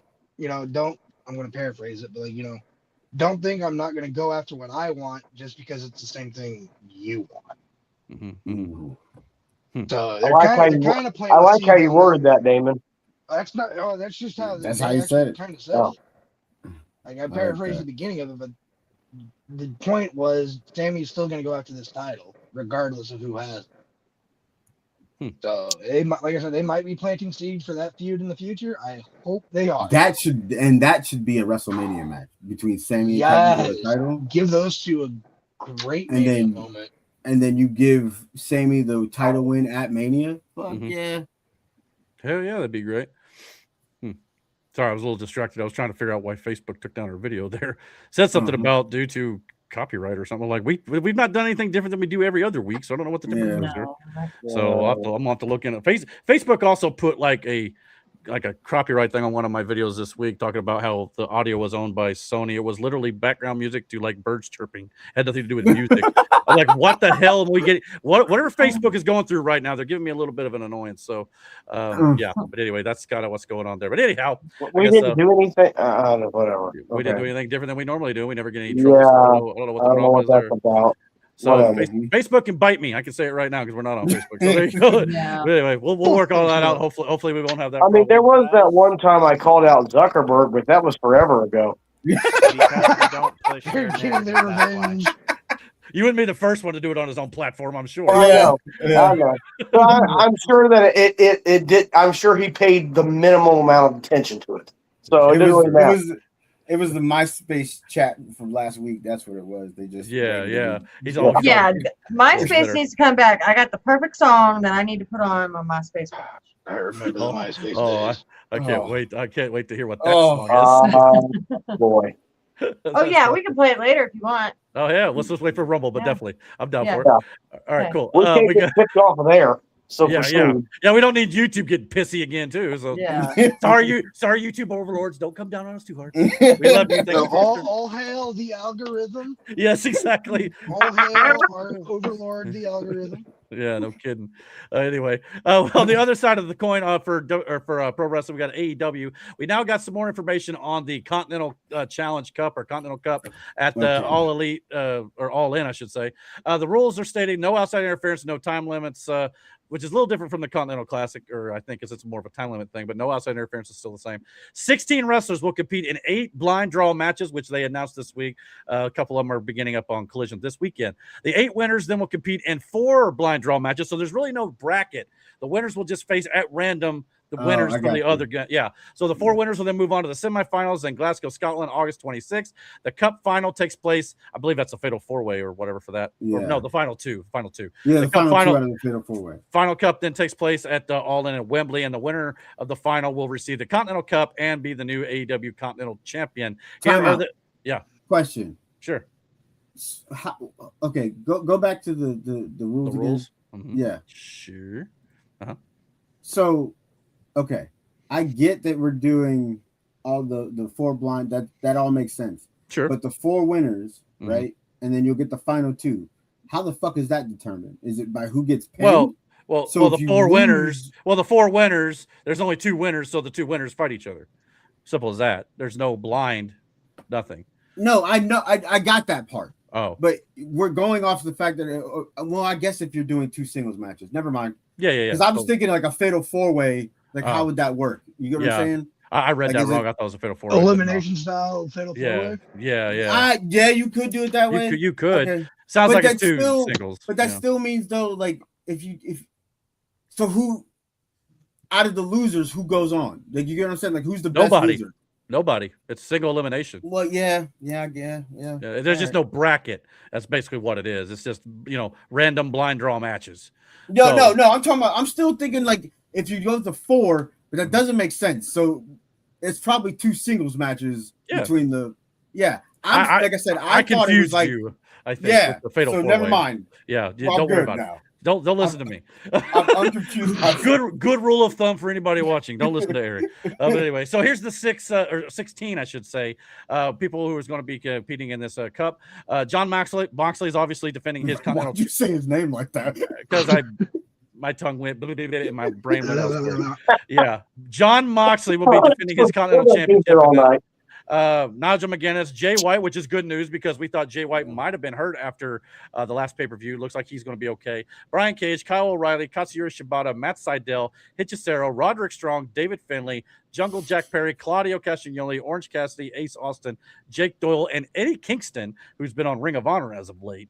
So good to see him back. Shibata's still wrestling? Sure enough, yeah, he's a part of the ops. So without Fuck Samoa yeah. Joe right now because he's out doing Fucking, that but I still remember that headbutt video you showed me years ago, Brandon, from him.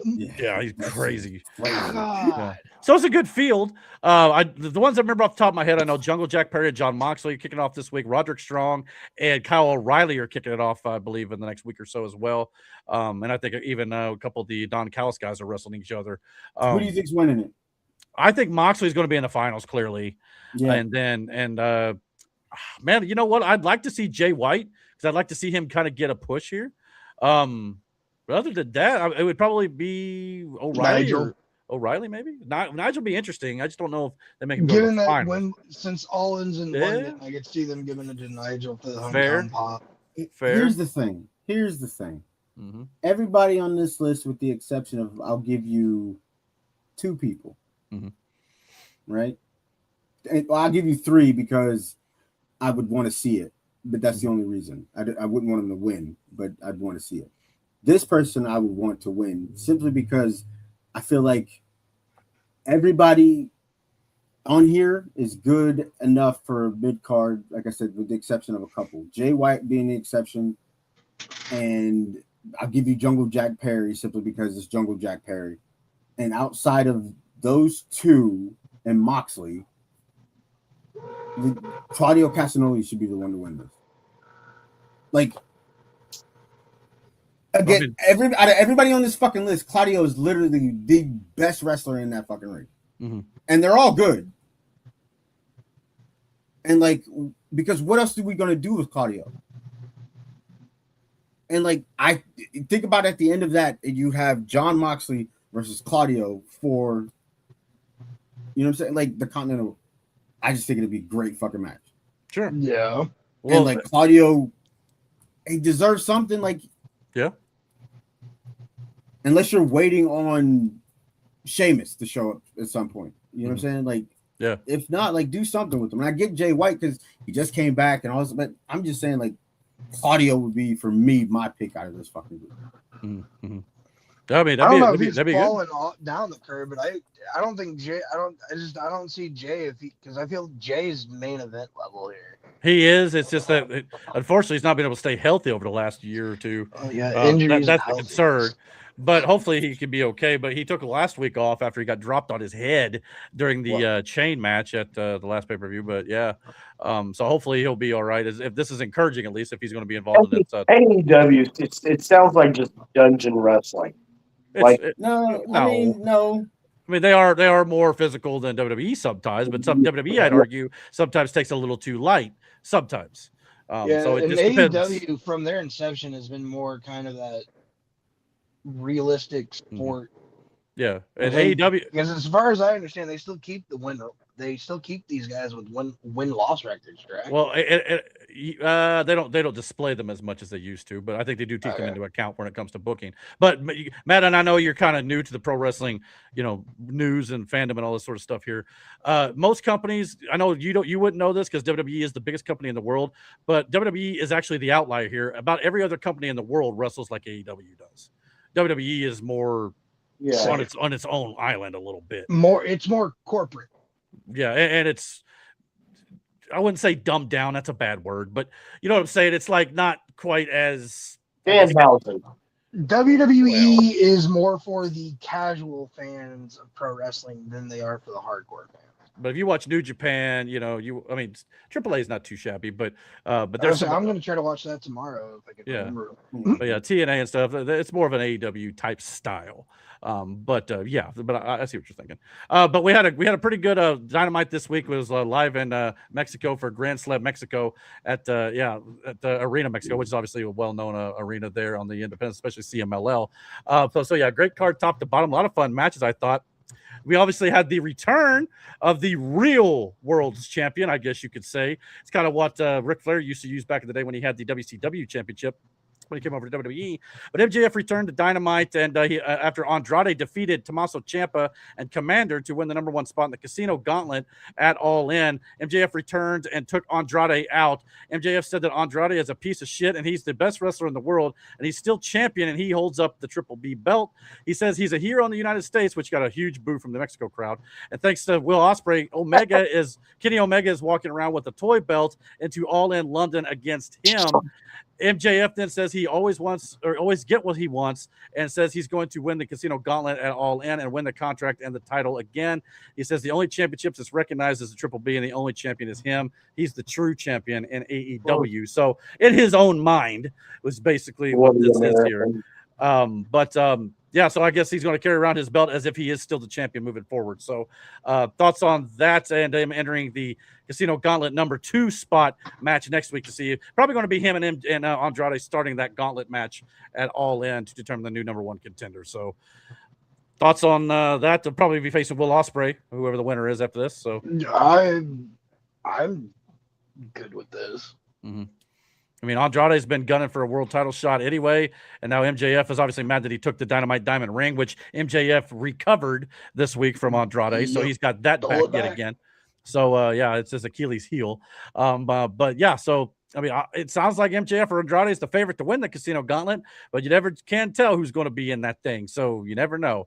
And, of course, whoever challenges Will Ospreay right away is probably not going to win anyway after he beats Kenny, if he beats Kenny. We think he will here on the channel. But, so, yeah, should be a fun match. Looking forward to seeing how it ends up playing out, though. We also had a 6-woman tag with the Brawling Birds and Willow Knight against Mercedes Moné and Divine Dominion, where during Mercedes Moné won that. Well, Matt, you're dead wrong, because Willow Nightingale, her the women that Mercedes is challenging at All In, the women's world champion, pinned Mercedes Moné in this match. So got a pinfall victory over the challenger here, which Moné looked absolutely shocked that she got the win. This bodes well for Willow going into All In, maybe, or does this look like maybe Moné is going to get the win after all, and Willow's going to get the win leading up to it? What do you think? Yep. Yeah, you think That's so? It. Oh no, my windows are down. Oh no! What? That's what you get for leaving your windows down. Oh no! I guess it's oh no. Anyway, what a shame. Oh, no. Oh no! But because I don't know if it was because of this or not, with the Brawling Birds technically getting a victory over Divine Dominion, now they're set up for a women's tag team championship match at All In as well. So if anybody's It's going not to defeat, hailing, it's raining. well, I didn't say it was hailing. What do you? What? Anyway. Anyway, I think that if anybody's going to defeat the Divine Dominion, it'll be the Brawling Birds. I don't know anybody else who's going to challenge them. Who's in the Dominion again? Megan Bain and Lexi. Oh, okay, yeah, okay. Something like that. Lexi, I know who you're talking about. Yeah, is it Rain? Sorry. Maybe I can't remember. Go ahead. Anyway, yeah, you're right. I mean, but where do you go from there, though? Because, like, Lena Cross. Lena Cross. Sorry, it was wrong. Okay. Yeah, anyway. Where do you go after that, though? Well, there's the new challengers for the Brawling Birds, that they haven't yet wrestled and stuff. And you give Divine Dominion a little time off, I suppose, or they could, do the rematch thing. There's things you can do, but Divine Dominion's pretty much gone through the rest of the roster, though. If they don't lose here, I don't know when they're going to lose. Yeah, that's what I'm saying. Like, I mean, you're probably right, though. They should win. Mm-hmm. Yeah. So we'll see how that goes. So they continue to build out the All In card. And last but not least, I want to mention on Dynamite here, we got new World Trios Tag Team Champions, the Good, the Bad, and the Ugly. They still can't define which one of them is the ugly one, because Bandito pulled his mask up to Hangman and Brody King after the match, and both Brody and Hangman looked at him as like, yeah, he ain't the ugly one. So they can't decide who. Obviously, if you ask me, it's probably Brody at this point, if that's the case. But whatever. No offense to Brody himself there. But but again, 1 week after the Demand and Ricochet win the World Trios titles, they're already losing it to Brodito and Hangman. So I don't know if you have any thoughts on that, but new World Tag Team Trios champions. So yeah, at least they're moving them. Yeah. I will say that it's just so weird though, because like, go ahead, Danny, go ahead. No, if you're, mine's I was just going to mention something about the main event for that show with Mark Davis and Will Ospreay. Oh, hell of a match too, by the way. Holy shit, that was brutal. That was brutal. Yeah, which leads again kind of furthering. The only reason I didn't bring it up is because obviously Will Ospreay won in a brutal fight, but it's just kind of building up Will heading into the main event at All In pretty much, which was great. And I think even Will took the bump down the Arena Mexico stairs. There was a lot of brutality stuff in this, no doubt. But Jesus, yeah. So easy, Will. We don't need you getting hurt before the big main event. That's for sure. But no Kenny Omega on this show this week either. He's taking a little time off, and it was in Mexico too. I don't know if there's travel issues or who knows what, but yeah, I don't know. But anyway, so you got any thoughts on AEW, kind of where they're heading right now? It's still a few weeks away from the big show. But I'm just wondering, like, what's the plan with MJF? Like, are you going to turn this into a 3-way? I hope not. I want this one-on-one personally. Yeah, because then what? Like, you don't want to beat MJF. Like, if he's doing all this just to get there to lose. Sure. They did announce this week that I guess the stipulation for the casino gauntlet is you can cash in kind of like Money in the Bank anytime, anywhere. However, the difference is you must give Tony Khan 7 days notice before you cash in. So I don't know if that means like he could say a week before the pay-per-view, if I win, I'm cashing in that night, or you have to give it a week to promote it type situation. You know, where it's a week off after you announce it. I don't know. Sounds like it'd be more you have to give a week's notice for the fans as well, type of situation. But we'll wait. But yeah, if MJF's in the gauntlet, he shouldn't be added to the main event. So we'll see how it goes. But I don't know. It's got potential. It's still kind of slowly building out. It'll take a little time there. But Matt, you look weird with your forehead just staring at me like that, brother. Looks like a fucking starfish. He might be frozen actually again. I don't know. Clip it. Clip it. Yeah, Matt, if you can move, blink. Put that in the next photo, the cartoon thing. That it's definitely hilarious. He said frozen. I'm like, oh crap! He got Peyton Manning forehead right now. Like, yeah. I mean, you know, you can serve dinner for two on that thing. It looks like a thumb if you draw a face on it. Wow. That cuticle dirty as hell. Damn. Man, you going out sad, big dog. We got our loyal listener Slara in the chat. She says, "Hey Dragon, sorry I'm late, work stuff." Yeah, we hear that. Trust us. Feel you on that shit. Yeah, and we definitely feel you on the eye roll thing, no doubt about it. But yeah, we get it, man. We work late stuff as well. You know, we're constantly. I work with children. Hell, I feel like I'm still working. He said, "I work with literally. I work with children too. Yeah, literally." Oh, I got the 5-year-olds though.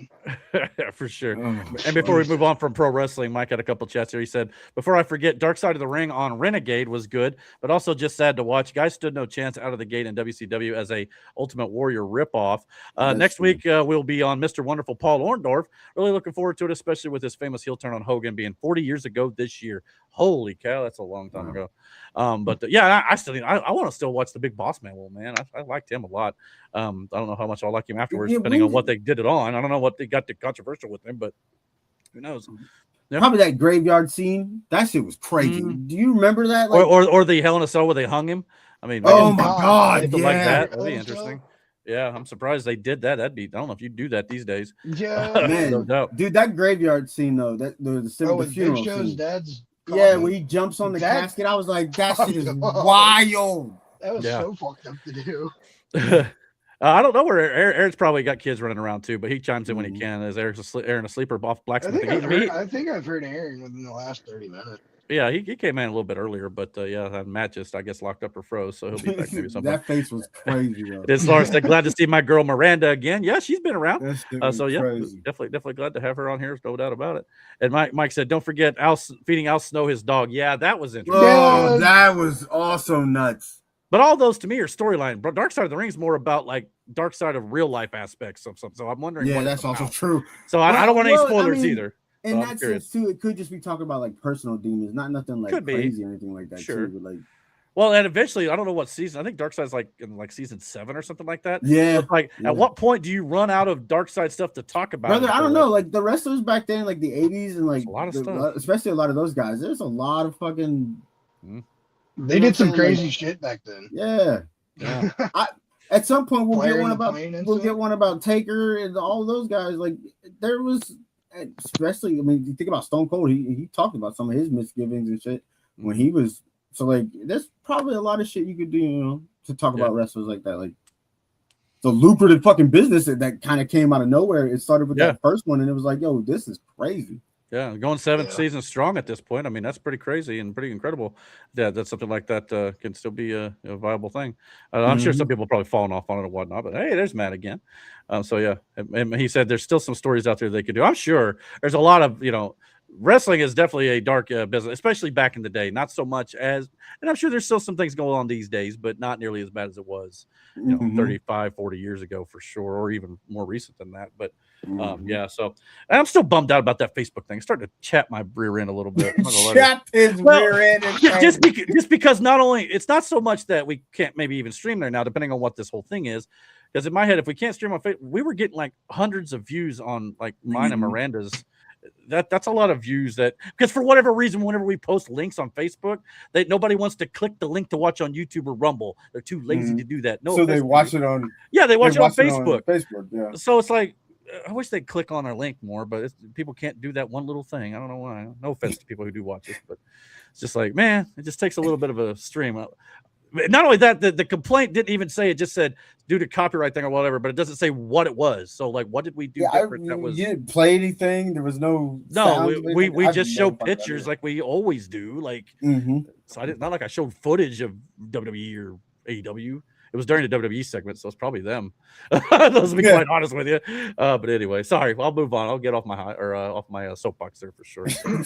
But anyway, keep going. Chapped his butt. Well, it's just like, brother, way to bring the stream down. But anyway, all right, let's try to bring up. That's the way they did it. I know with copyright, literally. Yeah. Hey, it's not like I was talking about COVID. Come on, Facebook. Anyway. That's talking about that. Please forgive us. That's later. We did not mean to mention the coof. Yeah, that's later on Rumble. So hang on. Yeah. We're not there yet. But anyway, all right, guys. Well, let's get into movies and let's see if we can lighten the mood here. Here we go.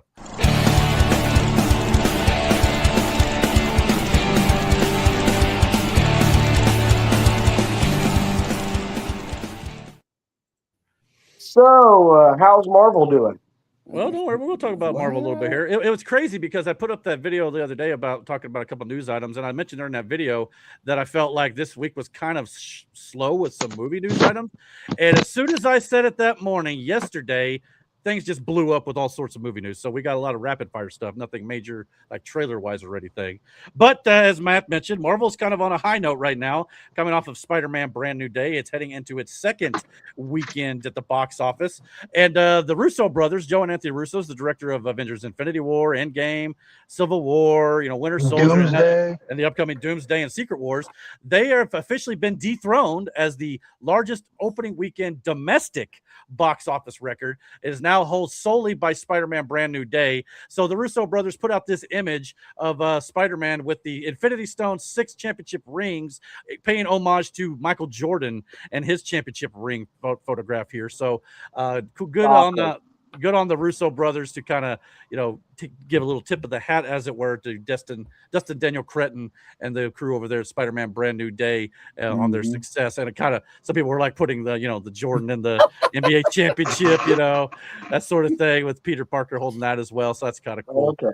But Kevin Feige, the head of Marvel Studios, did come out this week, and he said that there are, in fact, plans for Spider-Man 5, but Tom Holland and Zendaya will indeed rest first. He said, quote, "There's always plans. Tom and Zendaya are going to take a good and restful victory lap, which they very much deserve." The only thing I can say about that, they did that for the last 5 years after No Way Home. And it's like, you got Doomsday coming up, and Secret Wars brother Tom needs to at least kind of maybe make an appearance there. I don't know if Zendaya necessarily has to. Tom definitely should pop up in Secret Wars, though. You would think so, but the more I've thought about, well, wait, I don't want to talk spoilers here. I'll tell you off air. But I got to thinking more about the post-credit scene. It may not be Tom or Miles after all. It may be Toby. I'll just leave it at that. So think about that on your own. But I don't know. We'll see. But anyway, so yeah, if they're going to take a long break, I understand taking breaks and stuff. and they're not going to tell them no because they want both of them to stick around for the franchise. But at the same time, we don't want to wait another 5 years, 6 years for another Spider-Man entry. So hopefully it won't be too long. But if they want to take a little time off, I get it because Zendaya's been in Dune this year, the Odyssey, Spider-Man. She's been busy as well. But Hell, wasn't he Tom in the was in Odyssey too? he was, yeah. Him and Bernthal both were in the Odyssey. So yeah. So it's got a lot of Spider-Man actors in there. But so I don't know. I just don't want to wait because we got Homecoming, No Way Home, or Far From Home and No Way Home 2 years apart. I don't want to wait another 5. But hopefully sooner rather than later we'll get more on Spider-Man. I don't think he'll get a 5-year break. I hope not. I really do. Now, we do know Sony CEO this week admitted that there is nothing in development when it comes to the Spider-Man spinoff movies, which, like, we kind of speculated recently that they're dead in the water. Looks like that is indeed the case. No more Morbius, no more Craven, no more Madam Web Venom movies outside of the animated stuff. That wouldn't be the worst idea for them. Man, which sucks too, because Craven is a dope character. I mean, so is Morbius. Aaron Taylor Johnson as Craven. I fucking that was like the one really good part of that movie was his acting as Craven. I would be fine if you brought him into a Spider-Man film. Oh, Because my biggest problem with all these movies was there was no Spider-Man in them. It was just all villains. Yeah, that's also true. It's like you put Aaron Taylor Johnson's Craven in the Spider-Man 5 down. I'm down for it. Bring in Madam Web for Spider Wars. Yeah, I mean, there's things you could do with it. I mean, so we also got some concept art from Sony when they mentioned this, and they said this is the canceled Sinister Six spinoff movie concept art that would be set in the Amazing Spider-Man universe with Andrew Garfield that we never got. But at the end of the day, if you're going to do a Sinister Six, they were going to do another one with Tom that had Morbius, Vulture, Craven, all the basic movies they set up in these spinoff films with the villains, but nobody went and seen those movies, so they feel like there's no interest, and there really isn't, unless you have a Spider-Man fighting them. So why would we care? But not to say we wouldn't care if you did put them all in a movie together as a team-up thing against Spidey, but who wants to watch them just, as villains with no hero? I am at peace with Andrew Garfield. Well, I think he is too. But I still think we might see him in Secret Wars, but Toby seems like definitely a thing. Andrew's more a question mark at this point. It would be really cool if Andrew Garfield did come back as a different hero. It would be kind of weird, but interesting. Interesting thought. He doesn't have to be Spider-Man. Yeah, nobody has to be their old characters in Secret Wars or Doomsday at this point. You could be whatever you want. What Matt was saying, Chris Evans did that. He's played 2 different Marvel characters. Mm-hmm. Oh, sure. Human Torch in the original. Johnny Storm and and who knows? He may be playing now Captain Hydra. Captain Hydra, maybe. I mean, brother, that's what I'm thinking. Nomad. Yeah, which we kind of already had that too, though. Yeah, we had that in Civil War, or not Civil War, Infinity War. Infinity War. Mm-hmm. So yeah, I mean, so we'll have to wait and see. But I'm kind of glad. No one's going to, I think, cry too much about no more Madam Web. I hate to say it. So I think that's probably the right thing. Just focus on the Spider-Man stuff, or Spider-Gwen, or Miles. I don't know about with Dakota Johnson. I'd be more interested in if it was obviously connected to Spider-Man, and she was what wasn't like how she was in the animated series. Well, wasn't Sydney Sweeney also in that movie? I think. I mean, you can maybe do something with her. I got the way she's popular right now, but Spider people, I can't remember. Yeah, the name. Well, Kevin Feige also. But is she popular because of being a superhero, or is she popular because other things? No, Euphoria. Okay, that's what she's popular for. Okay, all right. Sure. Moving on. Well, Kevin Feige also said this week that he thinks that fans will, quote, be incredibly satisfied and incredibly surprised by the ending of Avengers Doomsday. He said then they'll have a hard time waiting a whole year for Secret Wars. So they think they've got something, and they are going to make you wait a year like they did with Infinity War and Endgame. So because he doesn't lose. World, I riot. Yeah, well, that's the thing. Well, they do actually pull the trigger on Battle World. I don't think Doom loses. I think that's pretty. No, Doomsday is going to be the Empire Strikes Back for this Avengers franchise. Mm-hmm. All right. Like well, the 5th movie, and we're going to go Empire Strikes Back motif. The villain wins. Sure. Well, it might just be you, Mike. I don't know. He says he thinks it might just be him, but Damon's volume is pretty low. So I don't know if you can maybe turn it up a little or not, but he's having a hard time. But anyway, he's also old. That might be a factor. He sounds fine on my end, but just so you know. I would say I'm on an earbud, so maybe that's part of it. And too. I listened to I think one of the no, it was the Spider-Man review. I listened to a little bit of that just to see what I sound like with this in my ear. and I thought I sounded pretty good. Sound fine at the moment. So I don't know, man. Turn your hearing up there, Mike. I'm just saying, I don't know. But anyway, I can hear Damon just fine. If anything, Aaron sounds the quietest right now. Yeah, I can hear Damon just fine. Yeah, there you go. So, yeah. So we'll see about Doomsday and all that. But Marvel also is obviously gearing up for their rebooted X-Men franchise. No spoilers or anything like that for what we just watched in theaters or anything. But we do have some casting announcements. I believe we're going to get the full cast next week at D23 for X-Men. Nice. But we do also. Is this the logo for the MCU X-Men movie? No, but it's going to be something similar, I'm sure. So maybe, that would be a that logo was actually logo to really have. cool. that was pretty cool. I mean, it looked like just some fan art I found, but I was like, I need something sort of graphic. That would Marvel make something close to that, and we'll be good. Yeah, I have no problem. I mean, I think a lot of people kind of been seeing something similar to this. Yeah, that's probably what it's going to be. But either way, I really don't necessarily mind. But yeah, makes me want to throw up. Fair enough. Don't do that. Sorry, Aaron. we may have the entire cast next week. We don't know, but we do know 2 casting members for certain. Well, we know a little more, but we can't say. But we know 2 for certain. Samara Weaving has officially been cast as Emma Frost in X-Men Reboot. That'll be coming up. My guess is it's going to be the May 5th, 2028 release date. They've not announced yet, but with no confirmation on it, maybe 2029. We'll have to wait and see. That may get announced next week as well. Okay. And we also have the cast announcement for Cyclops. Kit Connor, I believe he's known for a TV show called Heartstoppers. He's been cast as Cyclops here, which definitely looks the character. Is he playing Cyclops in the animated stuff? No. Doomsday? No. Yeah. No, Okay. Doomsday will still be James Marsden from the old X-Men universe From the on Fox. Yeah, and I'm not saying these new versions won't make appearances. We don't know. I doubt we'll get them. I doubt we get them if we're just getting the casting now. I don't think they'll appear in Doomsday. Secret Wars, maybe. Yeah, maybe Secret Wars. Yeah. It. Well, I think the reason why we're getting the casting starting to come out now is because they're probably looking to shoot next year to go into the 2028 release date. That's my assumption, or even late this year. They're definitely going to start shooting soon.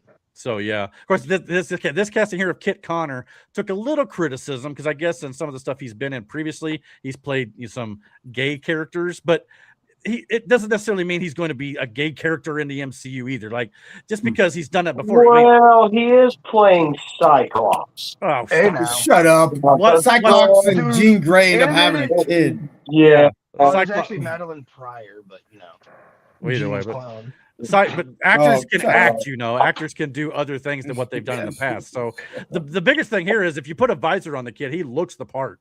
1,000%. I'm legitimately trying to go with that one. Now go try to do that in AI. Just put put Cyclops' visor on Kit Connor. Oh, I'm sure. Let me see what this looks like. I mean, I wouldn't be surprised if it's not. Yeah, like right here in the chat, or in the comments section. I mean, you know what I mean? Like, I was gonna say, there it is. I mean, there's definitely people who are pretty talented with AI out there that can make some sense of this. But yeah, I'm sold.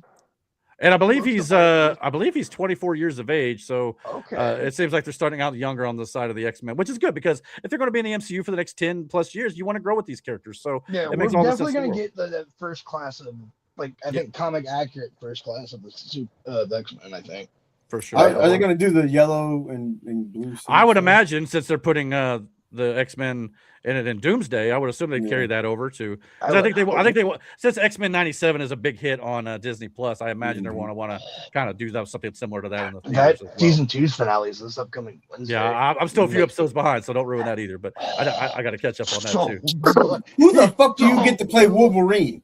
That's another question, maybe even for another time. What Deadpool said, Disney's going to be having Hugh Jackman play that role until he's 90. No, deadass. I don't think that was a joke. That was dead. That was Ryan Reynolds being truthful with the audience. They're having this man play that role until he's 90. Well, I've heard he may play Old Man Logan, but they still may cast a new Wolverine as well. They may even meet each other. And I saw a report today that actually they're in talks with the girl who played X-23 for a return as well. I don't know if that's going to be dead. I mean, it would make sense to do because I mean she could even be your Wolverine in the MCU if you really wanted to. But Yeah. We'll have to wait and see. But as of right now, we know at least Cyclops and Emma Frost, assuming that this is all accurate. Once Marvel Studios themselves announce it, these are the Hollywood trades, so they're probably 1,000% accurate. But next week at D23, which is Disney's annual thing that they do once a year, I think that we'll get the full cast announcement with all the characters and possibly even the release date. So it's coming sooner. I just want to know who the hell you're going to get to play Wolverine, like legitimately. I just hope we don't throw it in the trash. Well, we don't even know if Wolverine will be in the. Stop it, man. We don't even know if Wolverine will be in this first movie because they've talked about maybe doing a different type of team than what we saw in the old Fox stuff. I think the focus will be more on Cyclops in this new series, as it should be. I'm sure with him being the. Yeah, I mean, he's always outside of Charles. He's always been like the de facto leader of the X-Men. Now Wolverine will come in at some point. Don't get me wrong, but I just don't know if they'll do it right away. It might be because of not only that, because of the Hugh Jackman factor of it. You know, like everybody will not want to, make that switch anytime soon necessarily. So we'll see. But we got a couple of announcements there, so that's good to see. Speaking of Disney, this week they did admit that they kind of screwed the pooch in 2026. Live action Moana and Star Wars: The Mandalorian and Grogu, they said, quote, underperformed. However, they do feel they do feel like maybe on streaming they'll do okay, but at the same time, the Spider-Man Brand New Day, even though it's a Marvel property, it is a Sony picture. Disney's not making the money from that really. It may make a little bit, but yeah, Moana and Mandalorian and Grogu were their two tentpole films, and they did not do great. So yeah, we'll see how that ends up going for Disney next year with Starfighter, and of course, Doomsday this year will make up a lot of it for them. But we'll see how next year goes for Disney. Hopefully it's a little bit better for them, just because I do want to see good movies. I mean, I don't necessarily agree with Disney as a corporation, but I do want to see good films, and hopefully we'll get more of that. On the flip side of that, Warner Brothers, on the other hand, did not admit failure this week. The CEO, David Zaslav, says he feels very good, quote unquote, despite Supergirl's flop at the box office. He says, Man of Tomorrow, the Superman sequel, looks fantastic. We're super excited about it. We have a robust pipeline, and they're hard at work on that. Which, that's great to say and all, but you need to at least admit your failures where they are. They have, I think, even Paramount's the ones who's trying to take over Warner Brothers, even talked about how there's a lot of stuff that, not everything's going to hit. It's going to have ups and downs and things like that. But since we're in the middle of a merger too, or a potential merger, the CEO of Disney or Warner Brothers is not going to come out and say their property sucked because they're trying to sell it off. So that's part of it. So you got to kind of wait and see how that's going to go. But as of right now, James Gunn and Peter Safran are focused on Man of Tomorrow, which may be a bit of a Civil War, not really like in storyline, but where it's kind of like a mini Justice League film, like a mini Avengers type thing. So if that could hit, there's a whole nother conversation about DC Studios coming off the next summer. And if Lanterns is good and Clayface is good. So I think people just need to be patient after Supergirl didn't do that great. I'm super excited about that Clayface movie. Man, I'm not gonna lie to you. And even more so in Lanterns? No, let's fucking calm down. Let's be Clayface might hit. Yeah, I think they all could hit. I think Clayface could really, be the movie that that DC movie. And I liked Superman. Like I genuinely did. Room for improvement. I will say that. Yeah, there's something. Sure, 100%. And again. But it wasn't terrible either. No, and Supergirl, the actress was good. I thought Amelia Alcock did well. I thought Jason Momoa's Lobo was great. More of them, and just in a better scripted movie where you didn't have creative clashes with the director and all that sort of stuff. Whenever that happens, it's always bad news. So I don't think the problem with Supergirl was Billy at all. I think it's just the writing. Well, her talking before the movie didn't really help her case. Yeah, she pulled a Ziegler. She didn't learn from Rachel. Yeah, that was her problem. But the movie, her acting in the movie, exactly. Her acting in the movie was not that bad though. I mean, it wasn't that. It was not a great script, a weak villain, that sort of thing. I'm sorry, they ruined it for me when they actually had her kill the guy. Yeah, and I know that kind of went against the comic, and a lot of people, if they were very into the comic, they probably wouldn't like it too much anyway because I've never read Woman of Tomorrow, but when it comes to comic book movies, don't fuck with the source material. Don't. You gotta make sure you hit those right beats in these movie adaptations, or you're gonna catch flack. That's like back when they had Anthony Mackie, kind of officially take over the character for Cap. People are like trying to ask him, like, how does it feel to be a black Captain America. I'm like, no one's going to give two shits. If they're real fans of the comics, they're not going to care because it happened in the comics. Yeah, yeah. Well, it also didn't help the fact that you had David Zaslav and James Gunn himself praising the script of Supergirl. Obviously, they're going to sell their movie, but when James Gunn comes out before the whole DC universe started and said, we're not even going to greenlight a movie unless the script is absolutely outstanding. And then you get Supergirl and you're like, well, that was a big old lie, wasn't it? Yeah. And then it really sucks when they put that same writer who wrote Supergirl on other projects. Yeah, she's supposed to be developing the Wonder Woman movie, I believe. Wonder Woman, that's I think a Teen scary. Titans movie too. Yeah, I bet that changes. I hope that changes. Yeah, well, here's the thing too. That leads into my next story. Well, before we get to that final story about it, we'll get it. But they also, James Gunn also confirmed that the Batman Part 2 and the Batman Part 3 are not filming back to back. So you're just filming Part 2 right now. So I don't think many people actually thought they were. But for anybody who was speculating they might have been doing both at the same time, that's not happening. So there you go. That's scary in itself too. Well, yeah, we'll get another 6-year wait between that and Part 3, unfortunately. I'm starting to worry about that movie. Well, it's its own thing anyway. If it's 3 movies and done, but Eric, it's too slow. Well, yeah. Well, it's coming out about a year and a half now. But from my understanding, there's a lot. There's a lot that can happen in between now and a year and a half for me. Go ahead, Damon. Sorry. From my understanding of the Battison universe here this is pretty much like a adaptation of Batman Year One. Pretty much, yeah. Yeah. First starting off. Yeah. It's set in its own world anyway. Like I said, it's not really affecting the rest of the DCU, so they can take their time a little more on it. It's not that big a deal. Outside of the fact that it might be holding off the casting for the DCU Batman. I hope that's not the case. But Matt, you also got to remember the reason why it's taking so long with Batman Part 2. The director also had, I think, some medical issues. Yeah, so that was part of the issue. That's true. I heard that. Yeah, yeah. We talked about it. So I'm not talking about that. Yeah. Why not have Patterson as part of the Well, you could, but they've pretty much been pretty adamant that they're not going to connect, but probably because Matt Reeves maybe doesn't want to mix the stuff that he's doing here. Well, the first one came out before Gunn got control of the DCU. True, right? too. Yeah, true, too.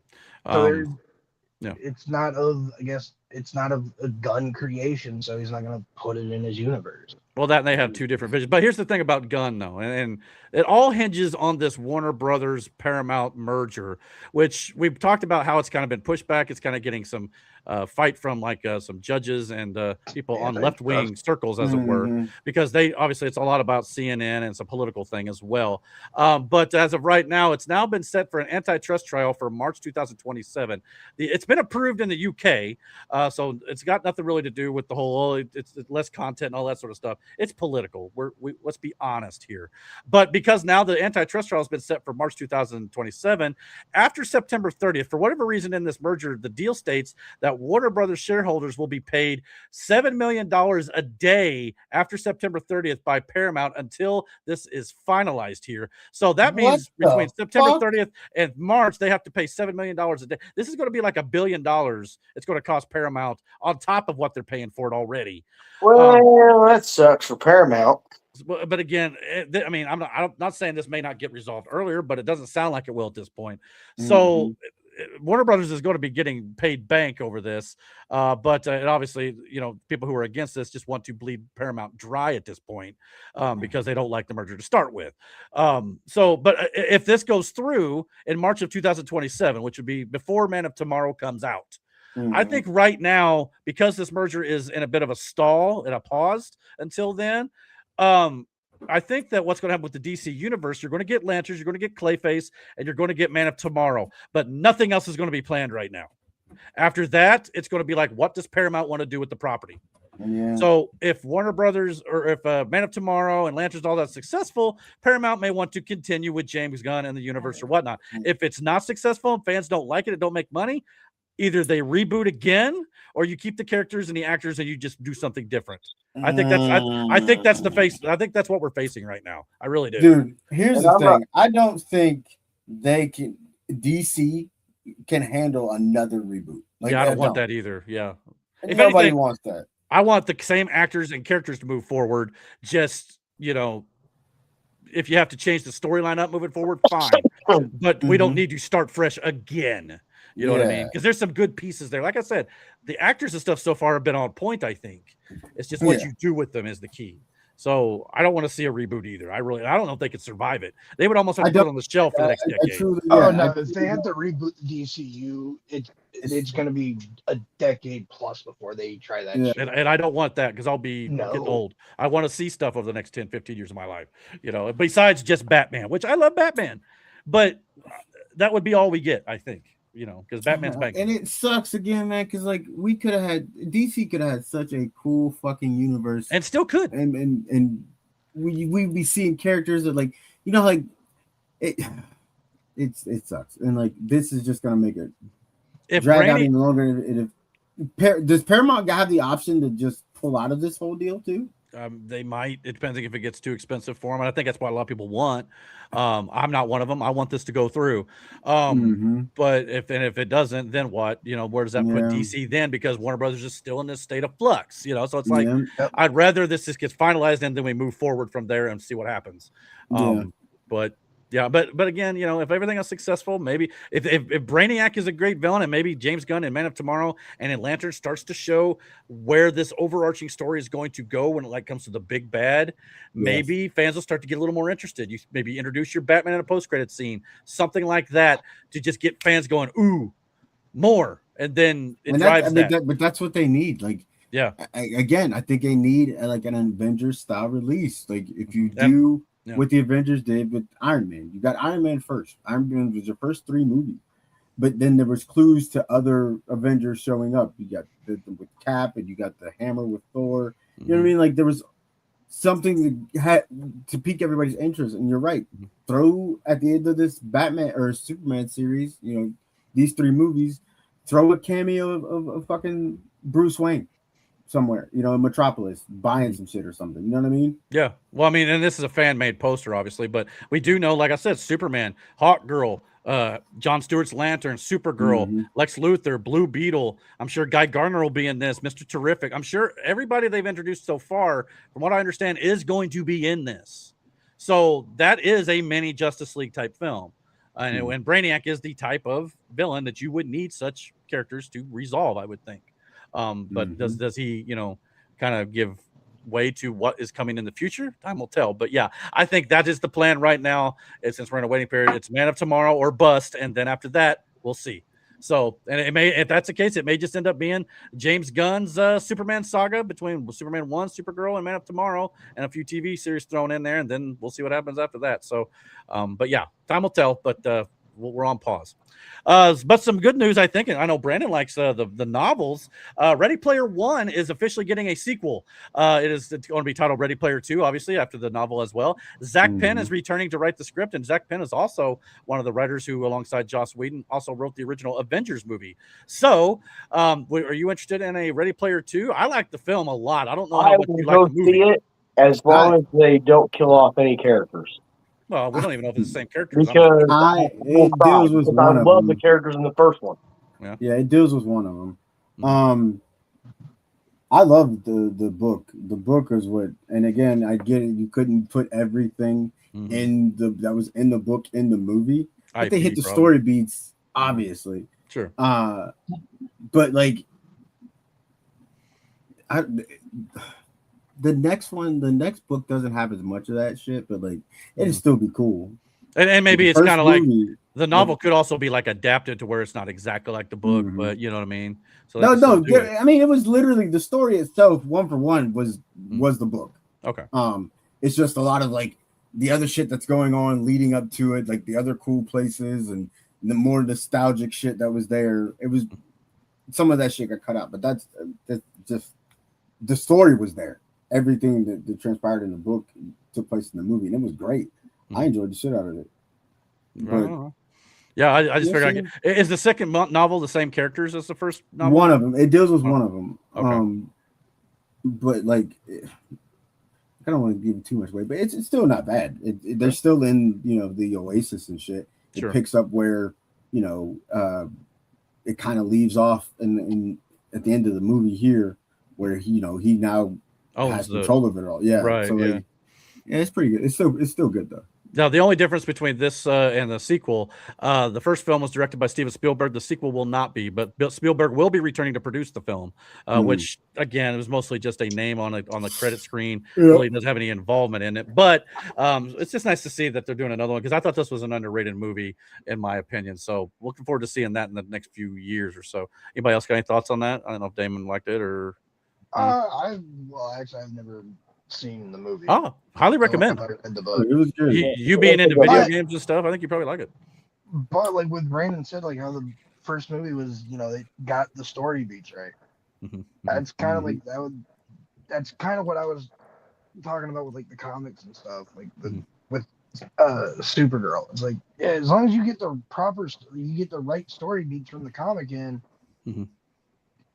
yeah, that could have been a success. Yeah, you have a good story around it, like a decent story, as long as you hit some story beats when it comes to shit like this. It missed the whole point of the comic. Yeah. Like, and when you unfortunately change, the point of the comic was Carrey was like, yeah, don't kill for revenge. Which that was still that was still in the movie, but not for Kara herself. Unfortunately, they fucked that ending up too much. I got you. And unfortunately, when you mess with the novels or the comics with diehard fans, a lot of them are just going to kind of rebel against it. If you mess with it too much, unfortunately. But Marvel's done that for a long time, even in the MCU, just adapted it to fit what they're doing in their universe, and it still works. But when you do that and it don't work. Yeah, and if with something kind of starting out like DC, maybe it's a little too soon to take that risk. And unfortunately, I don't know if it paid off too well. But yeah, Slarsa in the chat, she loves Robert Pattinson in Water for Elephants. Never seen it. I have no idea what that is. Me neither. There was one Robert movie. Pattinson's an underrated actor. Yeah, there was one movie that he was in. He's actually done some really good movies. Yeah, go ahead, man. It was called like Remember Me. Yeah, about 9/11. It's about 9/11. It was a great movie. Yeah, it's sad. You, at the very end, you find out he was in one of the twin towers. Spoiler alert. I know it's old, but damn, Eric, you just ruined the movie for everybody. How old is that movie? It's like easily 10 years. I could have wanted to see it. You know what I'm saying? Y'all made it thought it was good. It's not really it's not gonna ruin it for you. I don't know. It's got James Bond in it though. It's got Brosnan in it. Oh yeah, well, I like Brosnan. I got no problem with Pierce Brosnan plays Pattinson's dad in the movie. Okay. I just know it's a good movie. I definitely recommend it. Matt, if you haven't been spoiled on it yet. Matt, were you a fan of Robert Pattinson when he was a sparkly vampire? Silence speaks volumes. Yeah, no. No. And it's like so shitty because like that's the only thing I know him from. Right? You know yeah. I think he's tried his damnedest to not ever get typecasted from that. Pretty much. No kidding. Everything post Twilight for him has been like these artsy fartsy, these like super heavy theatrical movies, or just like this way off from a vampire. Like one of his recent movies was playing like a soldier in this like futuristic war where he would die and then get recreated. That's ironic. He was a vampire, now he's playing a bat. As soon as he got casted for the Batman, I'm like, oh, so we went from sparkling vampire to dark and brooding bat. Great. Fair enough. Yeah. Speaking of, I'm trying to think of a good segue here. Could be great. Could be dark and brooding. Probably more dark and brooding for Brandon. We got more family on the way. Oh, fucking hell. We already knew this, but Vin Diesel. More family. Give me a second here. Vin Diesel announced this week that the script for Fast Forever, supposedly the final Fast and Furious film, is completed. He said, quote, "The best script I have read in decades," and he said it even made him cry. But here's the thing, and I mentioned this on my Gel live show I did yesterday, as a matter of fact. Vin Diesel, about 5 years ago, mentioned that Riddick 4 was on the way sooner rather than later, and I did a video of it. It was the most watched video on this entire channel at 17,000 views. And until this day, he's had no update on Riddick 4. Jesus Christ. But that's what he said. So, and not only that, the director of Fast Forever, Louis Leterrier, I think that's how you say his name, has stated he's not even read the script yet, and Vin Diesel's even gone on to say we've actually started filming. So I don't think I believe what Ben's saying here. I think he's a hype machine, hyping up the movie without actually having any concrete evidence to what's actually happening here. You know, like he can say the script's done, but if the director's not read it and they're not filming, how could the script be finished if how can you be filming if the director hasn't read the script? Yeah, so I don't like what the fuck. If that is legitimately true, that is mind like what? Yeah, so I don't know if I buy what Vin Diesel says here. Again, I think he's trying to keep fans interested and hype for the movie. I understand, but I also feel like he's just kind of talking. Yeah, but that goes against every conventional Hollywood thing I know. Mm-hmm. As much as I shit on this fucking movie series, like people still go see this shit. Yeah, Eric, one of them in particular. Like, I don't know if I'd go to he doesn't have to do this for people. Well, he kind of does though, because the last one didn't do that well. You know why? You know why?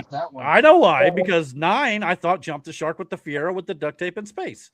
No shit, that did. And I know a lot of people thought it jumped the shark long before that, but it did. To me, I think that was kind of. And then, like I said, they've been bringing back characters back to life after they died after Fast 7. It has kind of gotten to that spot. So completing this is the end goal, and I hope it ends up being well. But yeah.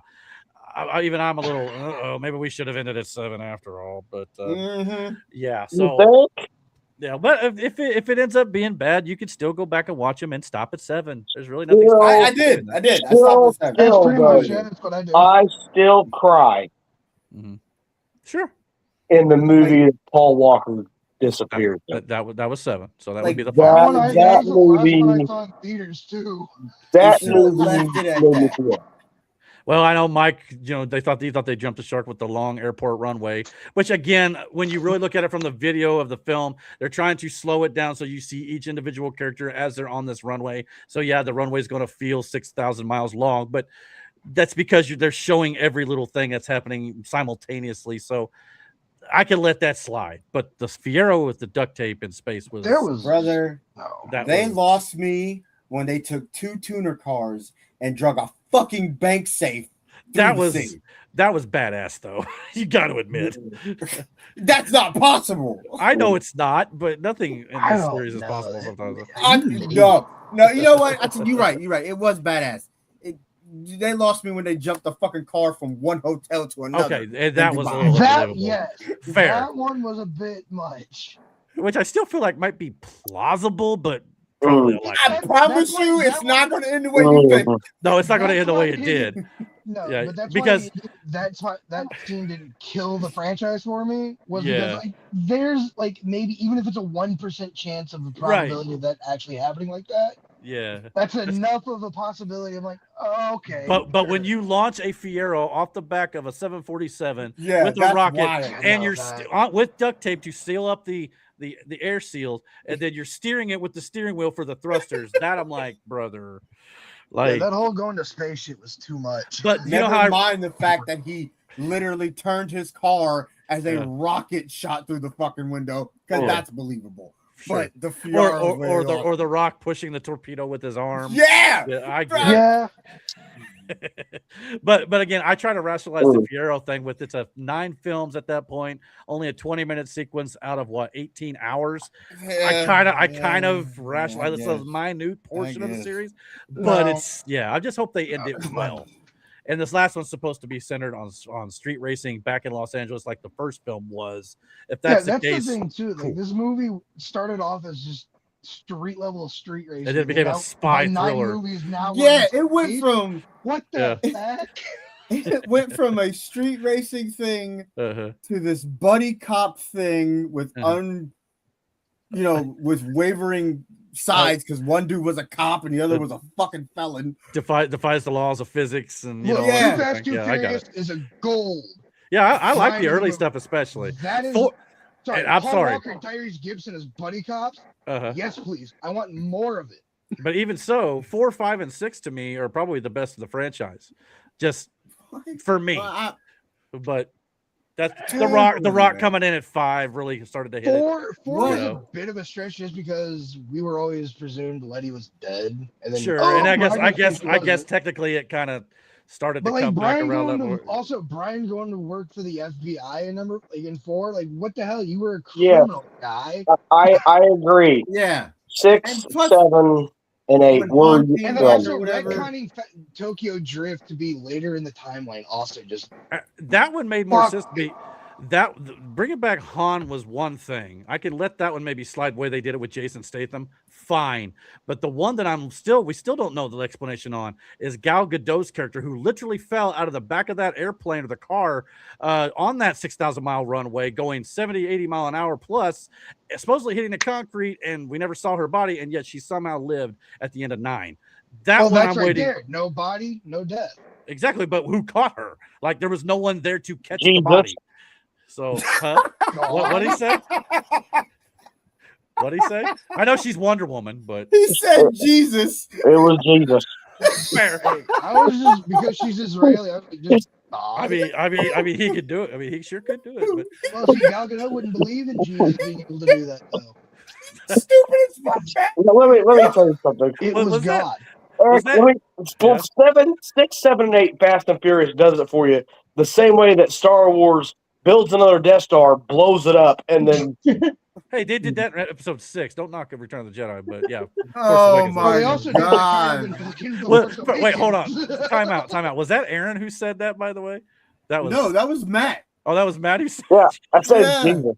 All right, I just want to. That was funny. Though, Yeah, but Matt made That shit got me. might be slightly blasphemous, but funny. He I said guess, but- it was the Yeah. way he said it. He Oh, just slid Jesus. it out there. He was like, Jesus. Oh my god.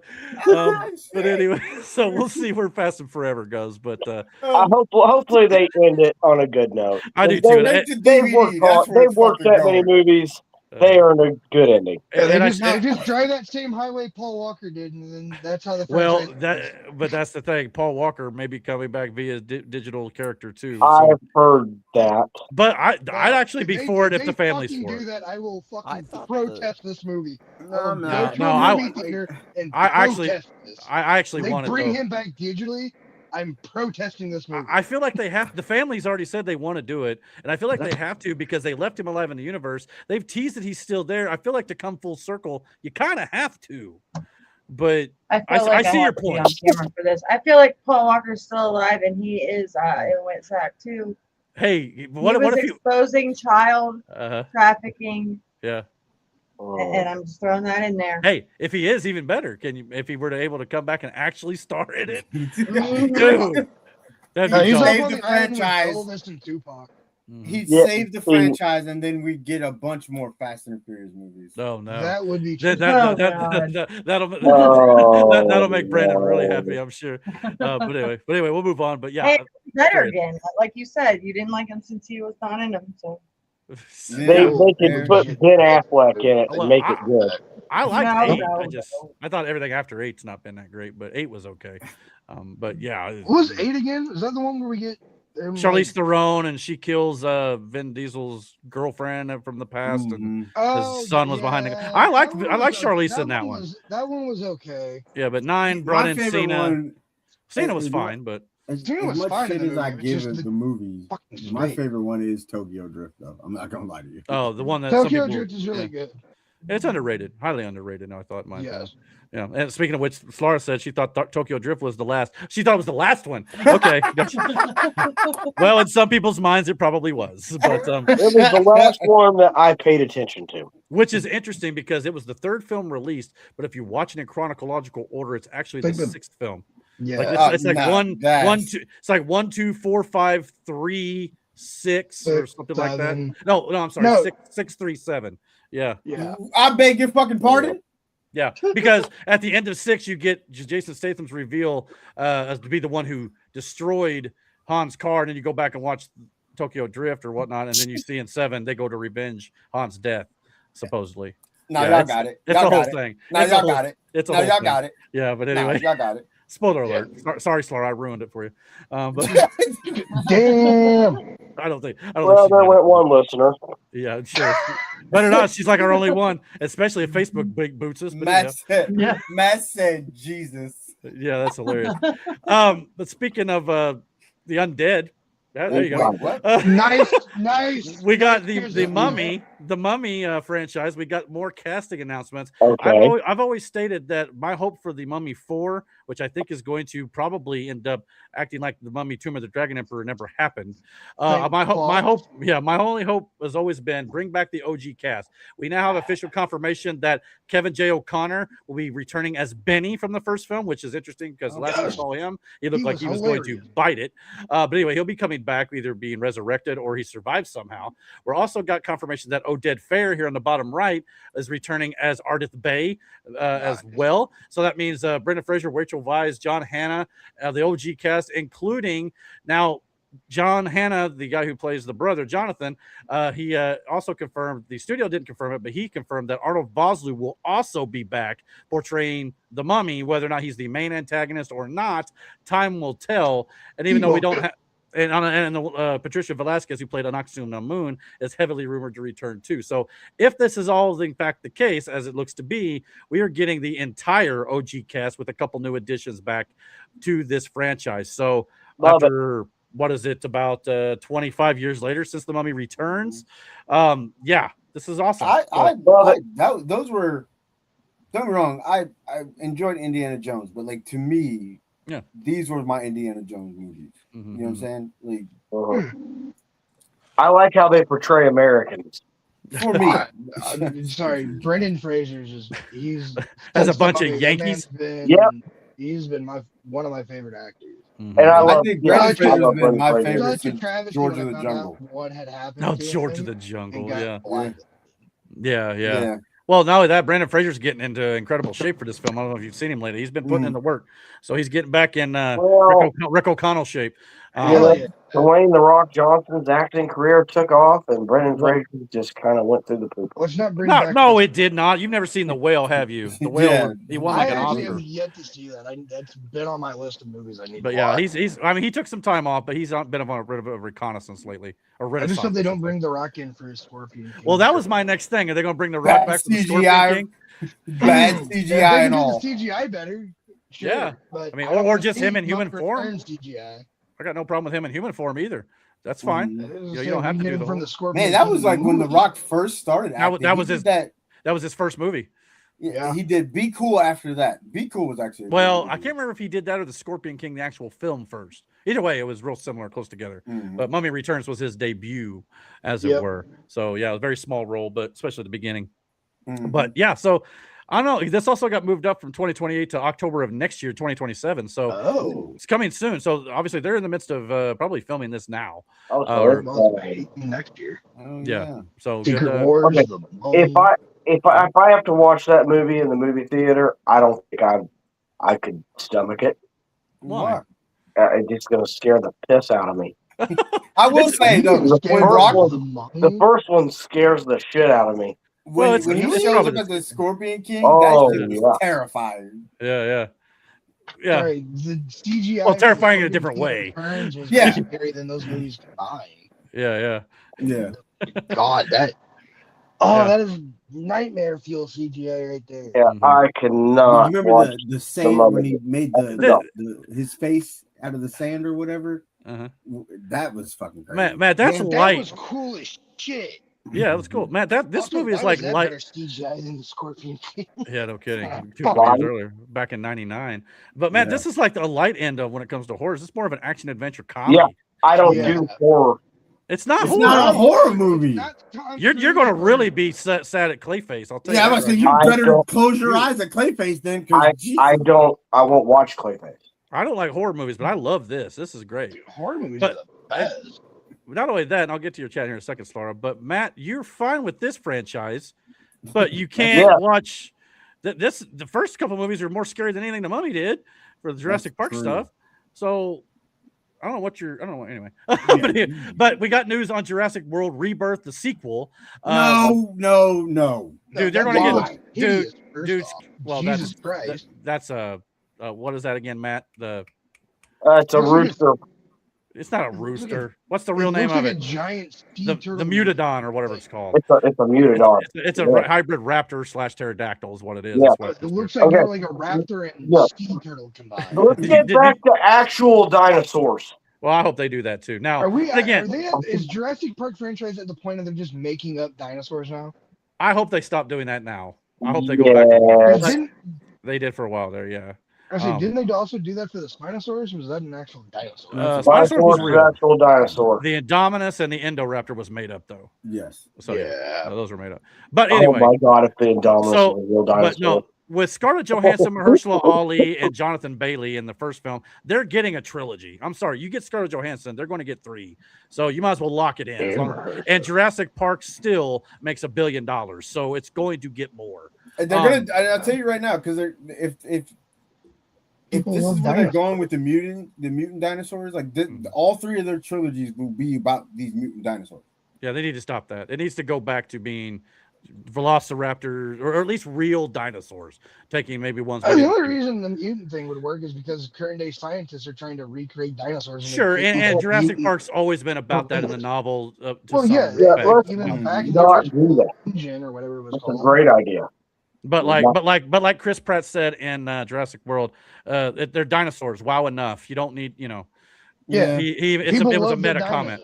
Yeah, People for sure. Come for the dinos. And they love Scarlett Johansson and Mahershala Ali. Jonathan Bailey's a little new to the scene, but he was good in the first film. But anyway, the whole point of this story here is Gareth Edwards, who directed the last from Rebirth, will no longer direct the sequel due to creative differences with the studio. So they're looking for a new director. But that is already scaring me.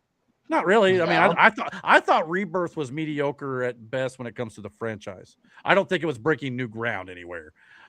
Jurassic World is better. Jurassic 1 is better. Jurassic 2 is better than Lost World. Hell, I even thought probably Dominion was better than Rebirth personally. Wow. And I wasn't a big fan of Dominion, but I have to go back and watch them both. Oh yeah, Dominion was great. I love Scarlett Johansson and Ali in it and all that, but the film itself with all the mutants, it's like, all right. Yeah. But Giga was an awesome villain. Yeah. It was the best dinosaur in the franchise. It ate a dead deer. And that's it. Well, that's all it did. You don't need more than a T-Rex, but the T-Rex. The T-Rex was, but didn't they kill the T-Rex off in the last one? No, it didn't kill anything. No. I mean, there's been a couple different ones throughout the series, but one of them was a through line. Multiple T-Rexes. And I even thought Indominus was cool, but now that scene that has the T-Rex in Rebirth with the raft, that is the best. Well, that raft scene is directly from the original novel, so they didn't get a chance to put it in. So I was happy to see that. But yeah, as far as getting a new director, great. Whatever. As long as they find the right one, this will be fine. It's just it's just part of the process, unfortunately. But yeah, I agree with Eric. The mutant dinosaurs. I mean, the Indominus Rex ended in the bottom of the mosasaur pool, which is probably where that thing belonged to begin with. But at least the Indominus Rex was cool and it made sense in the like. They crossbreeded it with raptor blood too, which was even better. Yeah, like that makes sense. Yeah, I love the idea of it being a horror movie the whole way through. That was the awesome. last with the whole thing being about the mutants now. Like, I guess naturally that's where you would go because, but at the same time, like if it's not. Just mixing dinosaurs together at this point to see what it looks like is crazy. And they completely ruined the raptors in the last one with the mutadons taking out the raptors within seconds. It's like, okay, now you're just trying to make the mutant look cool. Mm-hmm. I'm getting some feedback from somebody, by the way. I think it's Damon. Just so you know. But anyway, But yeah, as the D-Rex goes, just letting everybody know that thing just destroys everyone's park in Jurassic World Evolution. So just don't make them. I got. But anyway, we got a couple chats here from Slara. She said, "Oh my gosh, whatever will I do without more Fast and Furious in my life?" And she also said she loves her some Scarlett Jo. I think we all do. And she made the movie worth watching, in my opinion. Yeah. So there was good in it. Don't get me wrong; it wasn't terrible, but I think it's got room for improvement for sure. I just think, dude, like we hit a wall with some franchises, man. Like, yeah, eventually.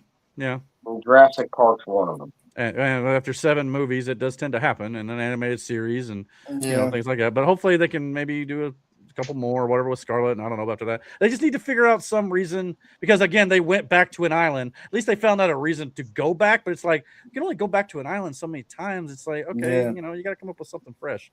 That's the hard part. But that's what that other show, is it a movie? or a show. The one we seen the commercial for during the watch along. What the hell was it? It had dinosaurs. The End of Oak Street, which comes to theaters Yeah, with the Ewan McGregor. Yeah, it looks fun. I don't know exactly how they all get to modern day, cities and towns and stuff, but either way, it looks like that. There was a movie last year, I think, called Primitive War that had like say dinosaurs in like Vietnam or whatnot face off against like an army. With machine guns and stuff. So that could be interesting. I don't know if it's Vietnam, but it was something along that line. Well, End of Oak Street looks like a neighborhood got transported back to the Jurassic age or something. Yeah, it was. Yeah. So every time I see him McGregor, I just immediately go to Obi-Wan. It's just like Nowadays. It's like a fucked up version of Honey, I Shrunk My Kids, but Honey, we moved the neighborhood. Yeah, pretty much. Yeah. Well, speaking of Jurassic Park here, real quick, I want to tie it into the next story. Sam Neill, who unfortunately passed away a couple weeks back or so. We know that you'll get to see him 2 more times, but now you're going to get to see him 3 more times next year. He's in a movie called The Last Resort with Daisy Ridley. I believe he plays her father. It's like a romantic comedy. He's also going to be in Godzilla X Kong Supernova. He'll be in that film as well. And now we found out this week, due to the cast reveal of the Legend of Zelda live action film, that Sam Neill had also filmed his role for that movie before he passed away as well. So we got the cast of Benjamin Evan Ainsworth as Link, Bo Bragason as Zelda. We got Uli, I'm going to probably butcher this, Latukafu as Ganondorf, Deachin Lockman as Impa, and of course an unknown character for Sam Neill. So that is the current cast for the live action Zelda film. But it's just interesting to note this week that all that came out after Sam Neill's passing. They finally announced that he'll be seen yet 1 more time. So 3 more times you get to see him. Unfortunately, that'll be all they'll be after that. But that's a good thing though. We get to see him a little bit more than we thought. So thoughts on the cast for Zelda? What this Zelda movie is going to be like. Yeah, it's going to be interesting. I want to see a trailer, hopefully by the end of the year. Yeah, I would say. Are we going to take like the Lord of the Rings route, like in a sense of story? That's what I feel like. Where it is in the time, given, but it's, I don't know. I'm just curious. This image of Zelda with the bow with arrows, I'm gonna guess it's gonna kind of take a Hyrule warrior. I'm sure she's a supporting role, not just your damsel in distress. She'll probably be part of the main storyline. I mean, even in the game, Zelda is kind of a badass. Sure.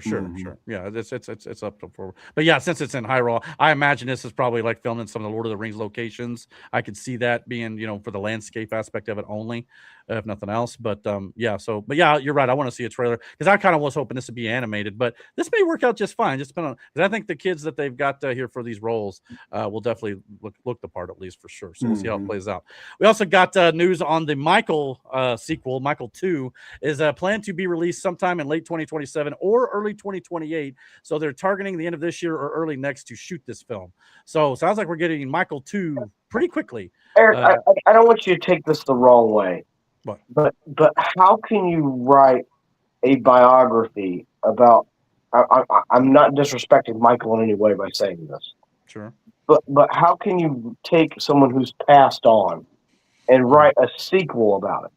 Well, if you saw the first film, they only went up to about 1987 or 9 in his life. So there's still about 20 plus years they've not okay. Dude, that was going to be my question is how are we getting a sequel for a Michael Jackson biopic? Yeah, they basically showed it to where he started to hit it big.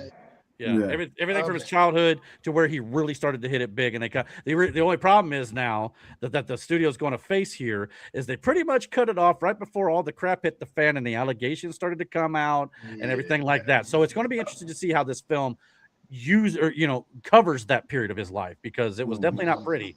Have you seen the documentary about it on Netflix?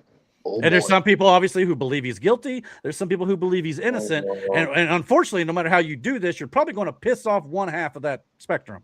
So you got to do it in a way to where it'll work somehow. Good luck. That's all I can say. But I'm still looking forward to it because I thought it was a great film. I mean, not 100% accurate, but pretty good. I mean, I can see him just glossing over all that stuff, really. Pretty hard to do. It would be, but I could see him try it. They may try. We'll have to see. But yeah, there's who's making these movies? I couldn't tell you company was off the top of my head, but it made $1 billion, and it's the highest grossing biopic film of all time. Until Rocky comes out. And it was well done, but yeah, just some minor inaccuracies is all. But other than that, pretty well done. We also got confirmation this week that Grown Ups 3 has begun filming. It'll be coming out soon to Netflix. To me, I just kind of like this is Adam Sandler and his buddies going to water parks and stuff, having fun on the beaches and stuff like that. And they just take a camera along. It's not a movie; it's a vlog nowadays. Yeah, pretty much. So just Adam going to. Yeah, and with his buddies, and all the OG cast from Kevin James to Rob Schneider, Chris Rock, and David Spade, along with Adam Sandler, all returning. It's good that Rob Schneider's getting work again. Yeah, especially with his political leanings, which I agree with. Man, his podcast is funny as hell, though. Yeah, his stand-up's still doing well, but he's not getting a lot of roles these days. But credit to Sandler and all them for sticking by him though. Yeah, they've been friends forever. So yeah, they've been friends since SNL days. They may agree with him; they're just not as vocal about it as he is. So David Spade does. Yeah, I agree. And speaking of David Spade, we now got some news this week. No, never mind. Hold on. It's a Joe Dirt sequel, but it's going to be a Fox animated series, and David Spade will be reprising his role. Fine. So that's fine. No more Joe Dirt movies. No. Well, I think there was like you can't make another Joe Dirt movie. Well, they tried to make another Joe Dirt with them. Yeah, I don't think it went well, but no, it did not. But an animated series, maybe. I don't know. You think Nate's mullet was like that? Oh, brother, no, his mullet wasn't that big. I don't think the mutton chops for sure were not there. So if you're watching, that was a question. Yeah, I don't know. I mean, I doubt I'll watch this. I wasn't a big fan of the movie itself personally, but the first one was the first one. It was back when comedies were fucking funny.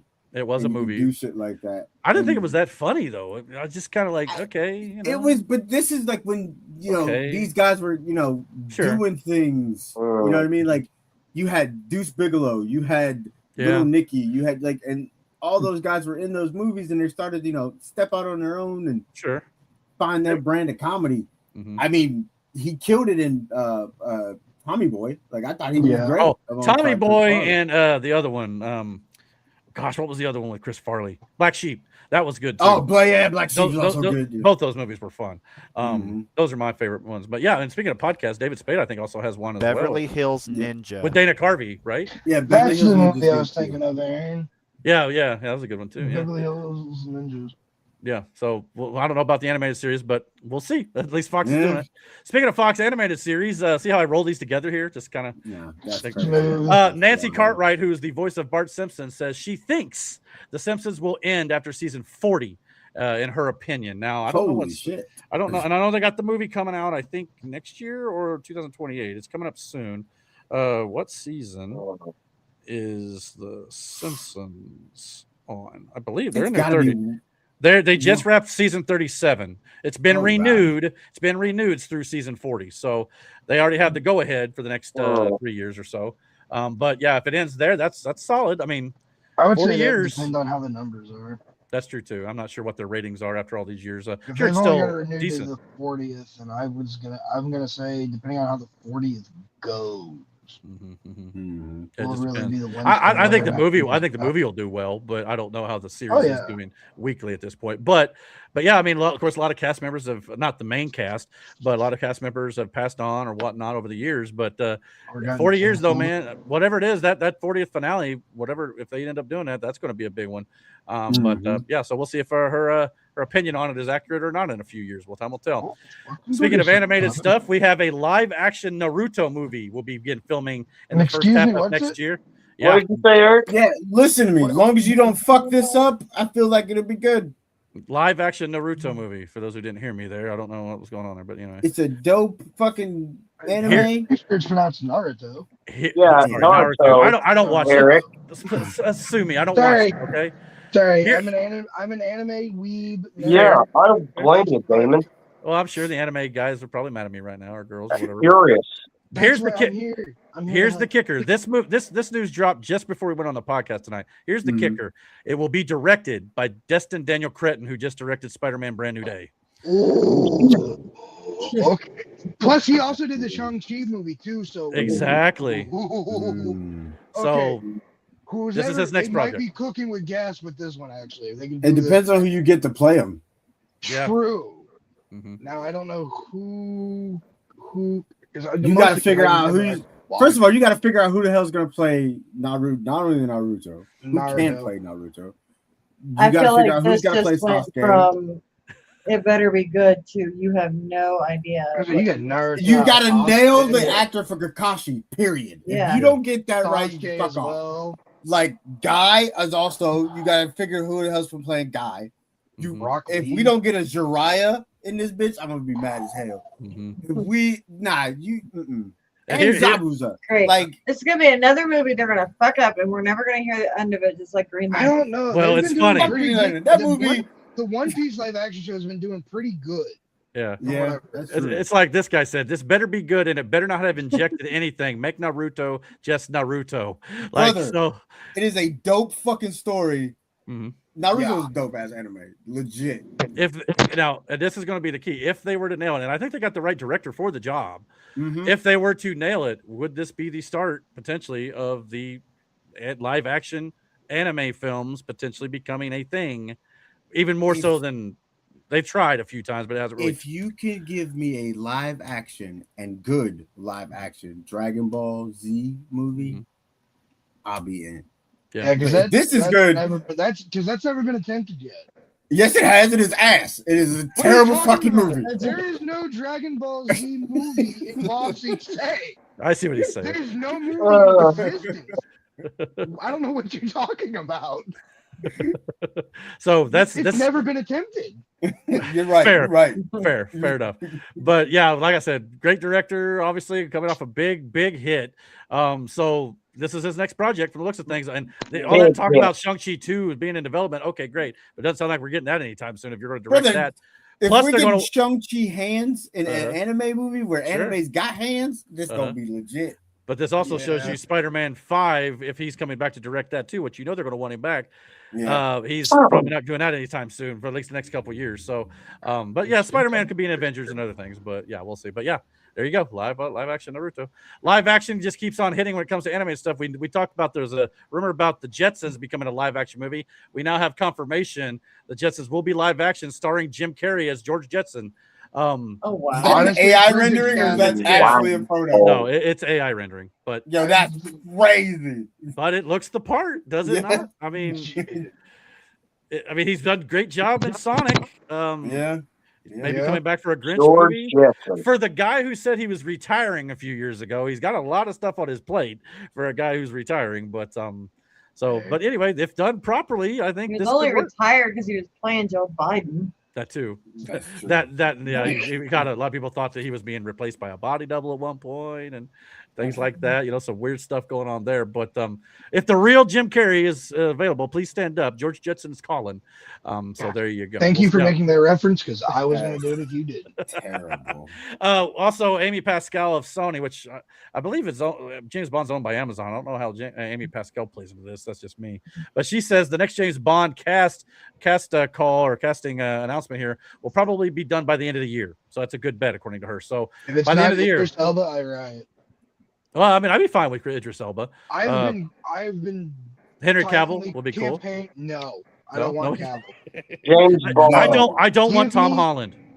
No, they were saying that at one point. I like Tom Holland. Elba. That's the only person I will accept as the next Bond. It's Elba. What about Chris Pratt? He's not. No. I don't think he's England. But anyway, it's probably going to be some unknown. I've been wanting Elba for the role of Bond ever since Craig did his last movie. Of course, Give me Elba. I mean, he's getting older, but there's nothing wrong with an older Bond. It's just you had Connery playing him. Yeah, but that wasn't an official after he got too old. But yeah, I see what you're saying. Let me go because I'm not entirely sure. Let me go. I'm pretty sure Connery was up in his 50s at that point. Well, I know when they did Never Say Never Again, that was not an official Bond movie. Oh no. But yeah, I don't know what he was on his last one. He might have been getting older, but he didn't look. He was getting up there. I feel like. Right, but they had Roger Moore. Bronson played it as an older Bond. Oldish. I wouldn't mind seeing Bronson come back as a one-off to do the old man Bond. I don't know about that. That was rumored at one point, but I doubt it's going to happen. But yeah. It's Elva or nothing for me with Bond. I've seen all of the Bond movies. I haven't seen I all the old love ones. James Bond as a character. I love his movies. I want Elba. Elba would be a great James Bond in my opinion. I'm assuming, spoiler alert, you probably did not care for the fact they killed off Daniel Craig's at the end of the last one, which is the only time they ever killed off Bond. But for his character, it was supposed to be one cohesive story. I guess I kind of get it, but Yeah, a part of me was kind of like, but it goes in with the whole theory that's been around for years that it's James Bond is just a code name. Well, not only that, they killed off Daniel Craig's version, and it was the last one under the old ownership. Now Amazon's taking it over, or I don't know if Pascal, partially Sony or something. But anyway, so either way, so it's almost apropos that they killed the character off under the old Broccoli family ownership. So, yeah, it's kind of interesting. The fact that the Broccoli's done on it kind of it's kind of scary too. We'll see what they do with it now, but we should find out the cast before the end of the year. And last but not least, in movies, tomorrow is the official opening of Super Troopers 3 in theaters. Not sure I'll go see this one in theaters right now, but a lot of more Spider-Man to watch, I guess you could say. Go with my dad again tomorrow, actually. Jesus. Oh yeah, I'm probably gonna be seeing it next week too. Yeah, he's not seen it yet. And by the way, I got tickets to where my dad lives, about up north. Almost every show, when there was like almost one on every half hour or so, they were all almost sold out again. So brother, when I found out what they made by Monday, it's over $1 billion already. Yeah. It's already crossed $1 billion. 927 Yeah, it's a juggernaut. million before the weekend was up. Before the weekend was If it makes half of what it made last week, it'll crack 1.5 billion. Yeah. So, and that's already more than it's already made more than most films dream of. And I can't bitch. I'm not bitching about it because it was a good fucking movie. Great movie. I'm looking forward to seeing it yet again. And of course, watching with my dad for the first time for him. Yeah. But anyway, that notwithstanding, Super Troopers 3, we'll check it out eventually, probably on streaming for myself personally. But it is right meow playing in theaters. So there you go. Chicken fucker. License registration, chicken fucker. So definitely we'll check that. But yeah, so you guys got any plans to watch? Probably like me streaming. I'll wait probably for streaming. But yeah, I definitely want to see it. But I still haven't seen the second one yet, though. So the second one wasn't as funny as the first one. I mean, it had its moments, but I don't think this one's gonna be as funny as the first one. No, that's also true. The trailer looked good though. The trailer looked pretty good. We showed the Red Band trailer accidentally on the channel here. No, we didn't. You did. Yeah, I did. My apologies. That shit was hilarious. And I was like locked in. I didn't even question it. I was like, yeah, this is the trailer for the movie. I was in my head, I'm going, oh, I didn't know that was in there. But yet Facebook kicks us tonight. Yeah. After that. Yeah, that's wild. I'm not letting that go. It can kiss my butt. Yeah, I knew that was coming. Facebook. Yeah. It might actually be, maybe we've made it because now Facebook recognizes us and they're like, oh, gotta silence them. Shut that shit down. We have not made it. You ain't made it, Matt. We've made it. Matt, we are famous. You just here for the ride. So shut up. I'll tell you what. After I was praising you before the show, that I felt like we have made another level of friendship. That friendship word I told you before. Stop saying that shit. Yeah, we've made another level of friendship. We have got 63 people watching live, which a lot of streams I've watched that have like over thousands of subscribers don't even get on live streams. So say what you want. I mean, I don't know. Maybe I highly doubt we've actually made it, but it'd be kind of cool if we did. Hit the big time. We've got on the Zuckerberg radar at least. So we've done something. Well, more like Facebook's AI, right? Yeah, something. His minions are like, turn it off. Turn it off. Yeah, turn it off. They're showing images. Zuckerberg has minions. They got sounds of birds tweeting in the morning. We better. Who owns that copyright? They said it said a Sony copyright. I'm going, how the hell is Sony copyright? Sony's like, bitch, we own birds. Yeah. Well, if you believe, hey, yeah, I was gonna say, Miranda, do birds exist? According to Burning Bright, they do not. Birds are not real. Yeah, so there you go. Oh no, pigeons aren't real. Oh, come on, Slar. Slar said she's half those viewers. That's fair. I mean, Mike's the other half normally, but yeah, he must have fell asleep. Shit. That's fucking Hey, funny. I got the stream pulled up on my TV right now, so Hey, That's yeah. funny. Yeah. It's on my phone. Damon's doing his part. We got. Yeah. Well, I was going to say we need to get like Aaron and Matt's Facebook on here, but if they're just going to kick us off of those too. Yeah, please don't kick me off of Facebook. Well, we can get your X account on here. We can stream to your X maybe, but because Elon's cool, unlike some people. But Yeah, anyway. you won't want me to do it. All right, well, we got one more segment before we head out of here for the news and politics stuff on the Dragon's Den After Dark stuff. Let's get into sports real quick. I got a little bit to talk about. Not a great deal. Yeah. I sent you 2 links about sports. Okay, I'll pull it up. So. It's basketball. Okay. Sounds good. Oh my fucking god! Oh yeah. I saw this earlier. This is So okay, I sent it backwards, so the second link will be the first one you want to pull up. Okay, I got you. I see. Okay, well we'll start with that once I get switched over here. So all right, let's get into sports. There we go.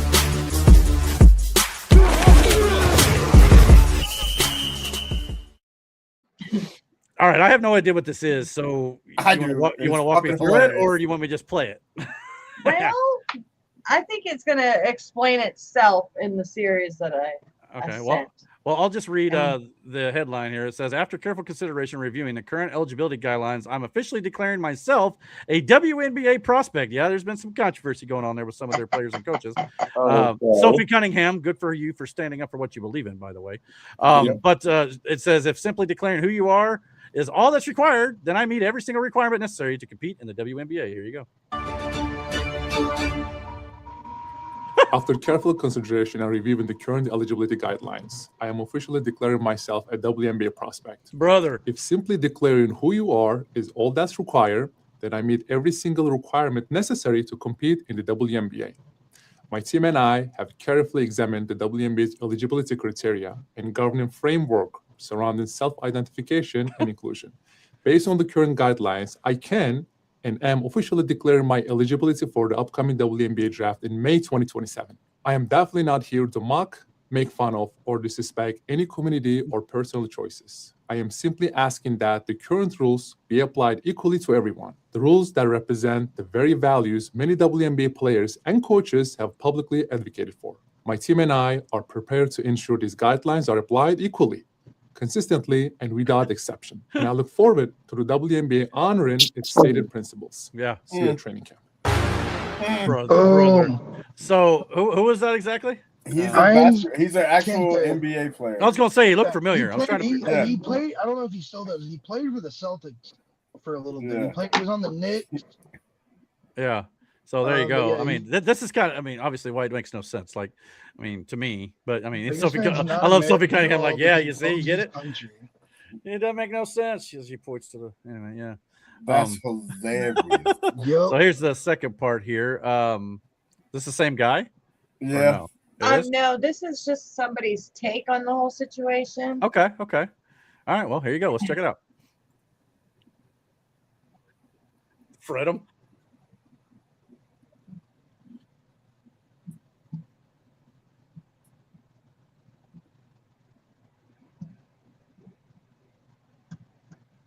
Oh my.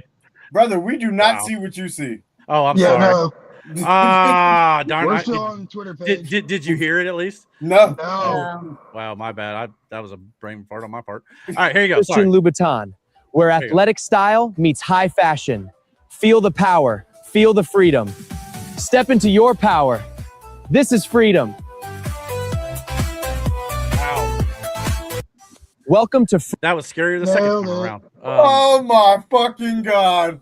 Fucking nailed it. Yeah, obviously. Hey, no. This is what you wanted. This is what you. Yeah. So you reap what you sow, type shit. Do you think now it's they like not what they wanted, but it's the what context by of that their last. words, this is what they're getting. Yeah. And in the context of that last post, it's like they have decisions to make now. Mm-hmm. Yeah. And now it's going to be put in writing, and people, they're having meetings over this shit. And it's what they. Wait a minute. He's really doing this. No. Yeah. Well, he is doing it to force their hand. Yeah. Oh, I got you. I figured it was You know, like tongue in there's cheek. a He's couple still trying other to push their hand. players. Yeah. There's a couple other players coming out saying, you know what? I think I will too. Okay, so his name is it Inez Cantor Freedom? Yeah. Okay, Yeah. I want to make sure I pronounce it right, but yeah, he definitely he said it. So Fox News is even reporting that He's gotten flack for defending the country too. it comes after Sophie Cunningham said women's sports should remain female. Good on her, by the way, because some of her other teammates kind of wobbled Good on on Cunningham. you know, now her head coach of the Fever also was like, I don't want to, but she didn't want to stand up for what they believed in my opinion. Stephanie White's a coward. While several WNBA players and coaches have said they would welcome transgender athletes, it's simply declaring on who. Yeah, okay, we just went through the whole spiel again, but yeah, it's a real thing. WNBA is brother. If that's where it ends up going, you think it's violent? Like now, like where women are taking a beating by the other women. Imagine what happens when they try to defend men. If you're gonna be that stubborn and do this, like, first of all, that dude who said he's declaring for the draft, he is 6'10". Yeah, he's no slouch. No. And he's You're not shooting over pretty him. good at You're not basketball, shooting too. over him. Period. Let's get that out the way. Yeah. I mean, anyone remember the movie Joanna Man? Yeah. Yeah, that's what we're headed. That's what we're looking at right now. Brother, I guess the And WNBA. that was made back in the early 2000s as a comedy. Yeah. Huh. I guess the Players Association said we will continue to have hard conversations, but we will not be used as political pawns. Kind of feels like you might already be. You've already been doing that. You did it. Started You that did it. situation. Political pawns for the right. We'll be political pawns for the left, just not the right. Yeah, exactly. Yeah, well, how dare we go against traditional or go with traditional values? I should say. Let's go radical here. So yeah, all I know is if the WNBA embraces this, they deserve everything they get. I'm just going to say this because I know the whole world's thinking it anyway. The WNBA loses Sophia Cunningham and they lose Caitlin Clark. They are nothing. Yeah. Period. Yeah. And I know when Caitlin Clark was asked about it, she kind of was like, I don't want to make any statements or anything like that. Caitlin Clark will go play in Europe and they will lose all their revenue. To me, with Caitlin Clark saying, well, I didn't want to get involved or what, that's fine. But when you're asking, you should probably stand on what you believe in. If you're not for it, like your teammate Sophie Cunningham, you ought to back her up. I kind of didn't like that from Caitlin Clark.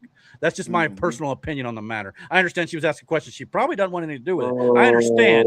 But it's like you've been so bold about as is. But you've been so bold about everything else. Why not this? Why is this one the one you're like, nah, I'm out? Yeah. That's my And Sophie's backed her all this time. She can't back. Yeah, and I mean, her head coach is already saying stupid stuff, so it's pretty sad, unfortunately. But I mean, this is what They're happens. all brainwashed, indoctrinated. Yeah, I mean, it's just speaking of ridiculous, though. I know Michael liked this one if he's still listening. The Purdue shit is hilarious. Athletic director Tommy McClelland, I think that's how you say his name. He's kind of new, and this clearly shows he tried to become Kurt Signetti here. He said, quote, if you don't want to win championships here at Purdue, go to Indiana. Purdue may not be the place for you.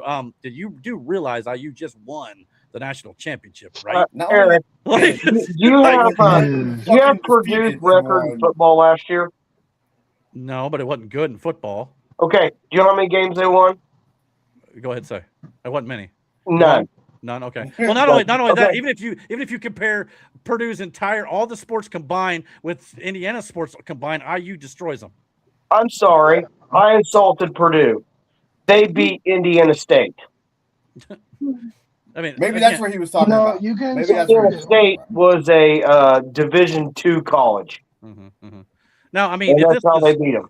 If this was 3 years ago, this would be fine, but not now. They're D2, Damon. The Sycamores.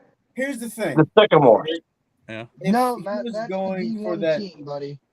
Viral. Well, they're borderline D1. And I get he's trying to fire up his team. I understand that. Yeah, but you still like, brother. You can't say that. This whole state, I know because I was here. Yeah, you're like, all they fucking talked about. Like, so there's no way you didn't know, right? Right. So he was on Pat's show today, and he explained it. It was just. I'm sure it didn't come out the way. As soon as it left his mouth, he realized what he said. I'm sure. Yeah, I'm sure. And because if he meant it this way, boy, that's a bold strategy, Cotton. But I mean, you guys are ones to talk about fucking up your words. I know. Yeah, I've done it plenty. Well, we might have our believe I'm first defending this triple-digit person, football but game come this year. Well, I'm more having a tongue-in-cheek, fun, good time with this one, Mm-hmm. but I'm not really being too bad or hard on the guy. That shit was but wild. No, Listen, I get why he was. I think But Mike didn't triple like it. digits. Mike was like, "This guy is an idiot," but so I don't know. I mean, it's but not the most smart thing to say. I would be interesting to Regardless. hear. I would be interesting to hear his explanation on Pat's show. Maybe he didn't watch football last year and he didn't pay Yeah, attention. he was Yeah. under a rock the whole time. You know, He's I also new. he's trying to get people to come to Purdue. I get that, yeah, and I totally understand that side of it. But you don't want to win titles, go to IU, brother. Just saying. But anyway, He's just poking fun the fact that they're rivals, and there's Sure. nothing wrong with that. sure, I just thought it'd be got it fun. wrong. All right. Well, anyway, the NFL season, I guess you could kind of say officially shit. kicked off last night. But we have some news from throughout the league. Ricky Pearsall, the wide receiver for the 49ers, is officially done for the season here after suffering an injury. Yeah, so got shot a couple years ago, and now Not had a good go about things. 20% of their roster right now is currently injured. or over 30. Mike Yeah, Evans it's a is lot. injured. A good chunk of that team's already injured before preseason. Brandon Ayuk has gone nuts, and then you've got Debo Samuel finally coming back. But yeah, so and then George Kittle's not getting any younger either. McCaffrey depends on the year. I don't want to hear that because San Francisco won with nothing last year. That's Agreed. fair. That is fair. That's fair. That is fair. But yeah, it all depends on these guys. But unfortunately, Pearsall will not be there, so don't draft him in fantasy football, I guys. think San Fran was winning. Thanks for the heads up, Eric. I'll put it in my notes. Yeah, I bet you will. Which means he'll draft him pick 3. Yeah, for sure. We also got Zay. We got some extensions and contracts signing this week. Zay Flowers, the number 1 receiver for the Ravens, they got his contract extended 4 years, $140 million, $108 million guaranteed. He's going to be the number 1 dog, and they want to make him out to be the number Aaron, 1 you dog. see that smile? Yeah, Aaron. Yeah, Aaron. Now Aaron. they only not drop balls. But yeah, but somebody had Zay Flowers, so I doubt they'll probably drop him unless they have to. So Yeah, I just have to see who has him. It might be Chris ? I don't know. I think it's They- Bob. It might be. Well, if that's the case, he'll probably keep him. So yeah, so we'll have to wait and see how it goes. But yeah, good on him for getting that big contract, though. We also got Stephon Diggs finally has a football team after being a free agent for quite a long time here, signing with the Commanders. So he'll be joining the spot where Debo Samuel just left. you mean to Jay tell Denham. me Yeah. a team took, with everything that went on with Diggs, Mhm. Diggs over fucking Brandon Ayuk right now, and everything. Well, that he's Ayuk got is going kind on? of Ayuk has been posting some crazy stuff, though. I That's think what I'm saying. Yeah, that man That- lost it. that I can't remember. They would have to trade for Ayuk. This is free agent, so it's a little easier to manage. Oh, I thought he was a free agent. I could be wrong. I don't know for certain, but there may be a trade that may be involved there. I don't Yeah, know. I think there would have to be a trade. But either way, I mean, and not only that, Stephon Diggs had waited and waited and waited. Nobody wanted to deal with him, but I think the Commanders just like, okay, by necessity, we need a guy. So Yeah, I and think that's Diggs kind not a of bad guy to get right now. I mean, he If was not- on the What is Patriots Brandon team. Ayuk posting though? I'm not totally 100% sure, but I know he's posting stuff online that's not really He's relevant. posting to some the story. crazy shit. Yeah, just stuff like a Antonio Brown type situation, like where he's just Oh, some stuff like that. But yeah, don't quote me. gotcha. Yeah, you don't have to go into detail. Don't go full there. Antonio Brown. Yeah, just don't go full crazy. You know what I mean? But anyway, so running backs though was the big story this week. Bijan Robinson extended his deal 3 years extension, $75 million, which was the highest paid running back in NFL history per year or whatnot, or per contract year. Jonathan Taylor got a 2-year extension, $44 million up to $47 million. That includes 39 guaranteed. So he'll be around at least, even if things don't go great this year. So, and of course, he'll be getting a little older at that time. So they give themselves a little flexibility in case they decide to move on in a few years' time. But he's around for at least 2 more years. And then, of course, Jahmyr Gibbs got the big extension, which now makes him the highest paid running back in the NFL. He got about $0.75 million more than Bijan did. So they just got a little bit more than Bijan. But yeah, so good on all these guys. His is a 3-year extension. So running backs be getting paid before the season I starts. mean, you want to talk about the 3 that should have got paid? I mean, Sure. you got them right there. Like, Yeah. And 2 of them were on my fantasy team last year, which is why I won it all. But I can't keep both. I got to give one back, unfortunately. Sad for me, but It's so sad. I tell you what, I almost felt bad for you. you know, which one you throwing away? I ain't telling. You'll find out on the 28th. You'll find out on the 29th when everybody else does. Because I'm not Me like and Brandon, we'll talk about it tomorrow. I'm not Don't you worry about it. I'm not like Matt, who's already told me who he's keeping. So with You him, don't know that. You don't. Well, that's what you said. Whether you do that, I ain't got no What I secret. say I and know what who I I'm do are keeping, and two everybody different else. things. I don't need to log in. And Brandon, you can stay that way as long as I'm concerned. yeah. For sure. Wow. Wow. Well, even though they all got paid, believe it or not, we had a football game last night, ladies and gentlemen. Did we? The Hall of Fame game, the Carolina Panthers beat the Arizona Cardinals 33-30 on a last-second touchdown by Haynes King.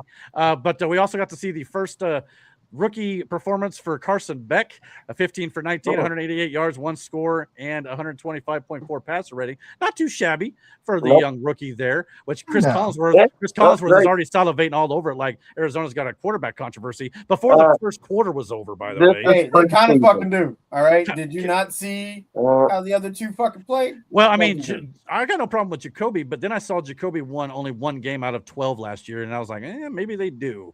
But time will tell. But he looked all right for his first preseason game against backups, mind you. So keep that in mind. But that was against preseason competition. Sure. Let's see what he does once he stops. The story here was Haynes King, though, 21-34, 219, Yeah. and 3 scores, including the game-winning touchdown on the ground to lift the Carolina Panthers over the Cardinals 33. It kind of like on preseason football night 1 looked like Peyton versus Brady back in the day. Not really, but I was gonna say Jackson Dart-ish. Yeah, maybe, but I mean, it's That preseason kid- week 1. That Haynes kid, he came from. He didn't pass the ball. And it was a Georgia run Tech. heavy fucking Georgia Tech. Yeah. And like Georgia so he Tech. was good with his legs. He was moving that fucking ball around. And he overthrew for one, it would have been a fucking touchdown pass, but it just kind of floated a little far. It really wasn't nothing egregious, but like he was darting that ball around pretty fucking good. Georgia Tech almost beat Georgia twice last year. Georgia Tech's got a good team. So that Haynes King kid, like he was really good. All I know is if they're talking quarterback controversy in Arizona, Collinsworth, what about Bryce Young and freaking Haynes King? No, Bryce Young's not blown my socks off since he's been in the NFL. Bryce Young is like Michael Vick. They love him on NBC, and they're not going to talk bad about him. I'm not saying you should replace either starting quarterbacks for these teams. So I'm just kind of poking fun at Collinsworth here. But I don't know. Arizona might think about it. I mean, who knows? I mean, they did lose Kyler. At this point, might as well. Yeah, I mean, who knows? Time will tell. But like, it is way too early. But yeah. But no, I guess this also turned out to be the first Hall of Fame game where both teams scored at least 30 points plus. At least there was scoring in this game, which is more than you can say for most Hall of Fame games. So that's what I'm saying. Like, this is out of, I think, like the 16 games they've had for this. This is the first time both teams have scored 30 plus. Look, I watched some of it, and there's some hard hits going on too. It was a fucking entertaining fucking game. Yeah. They were moving those balls. They were moving that ball down the fucking field. They were playing like it was the final game of the season on a couple of those. And for some of these guys, it is going to be most they're going to play this season. So they're giving it their all. So I'll give them credit where credit's due there. So you got to try to earn that spot in the preseason. Exactly. Yep. I think the rest of the preseason games start next Thursday, if I'm not mistaken. So keep an eye out for that for those of you who are interested. But congratulations to the 2026 Hall of Fame class, which will be inducted tomorrow or today now, Saturday. Drew Brees. Drew Brees, Larry Fitzgerald, Luke Kuechly, Adam Vinatieri, and Roger Craig. Of course, Vinatieri with the Patriots on this one, and on this little thing has him with both Colts and Patriots. So good on them. Welcome to Canton, guys. Well deserved. So, guys, got any thoughts? Definitely. Yeah, Drew Brees too. Let's be honest. Hell yeah, Drew Brees. All of them. Also, Luke Kuechly for sure. Like, yeah, he retired early too. Well, his was due to an injury, a bad injury. Yeah, but I think outside of age-wise, I think Luke could still be playing today. Probably, yeah. Well, speaking of people that are still playing, Aaron Donald was practicing today in pads. Saw that too, yeah. That's wild. He's going to come back, and the Rams are going to be fucking terrifying. Yeah. And they just got Myles Garrett, so yeah, on top of that. Yeah. So, brother. Terrifying on paper, at least for right now. Yeah, that defense will be fucking ridiculous if that's the case. God. Yeah, so, I feel bad for anyone going up against that defense. Yeah, good luck, freaking Niners and Seahawks and the Niners that already sound injured. This year. Maybe Arizona. Yeah, not looking like a good start for the Niners. Well, time will tell. I mean, you never can't tell. It's too They early. did pretty well last year with the riddled of injuries. Yeah, I mean, Yeah. the one guy that we all thought would be injured wasn't with Christian McCaffrey. He was actually fine, which was crazy. But So knock on wood, that I have, stays that I way have a this year question, for Eric. them. Who do you What? think out of the current coaching staffs they have now, who would be the first coach to be fired this season?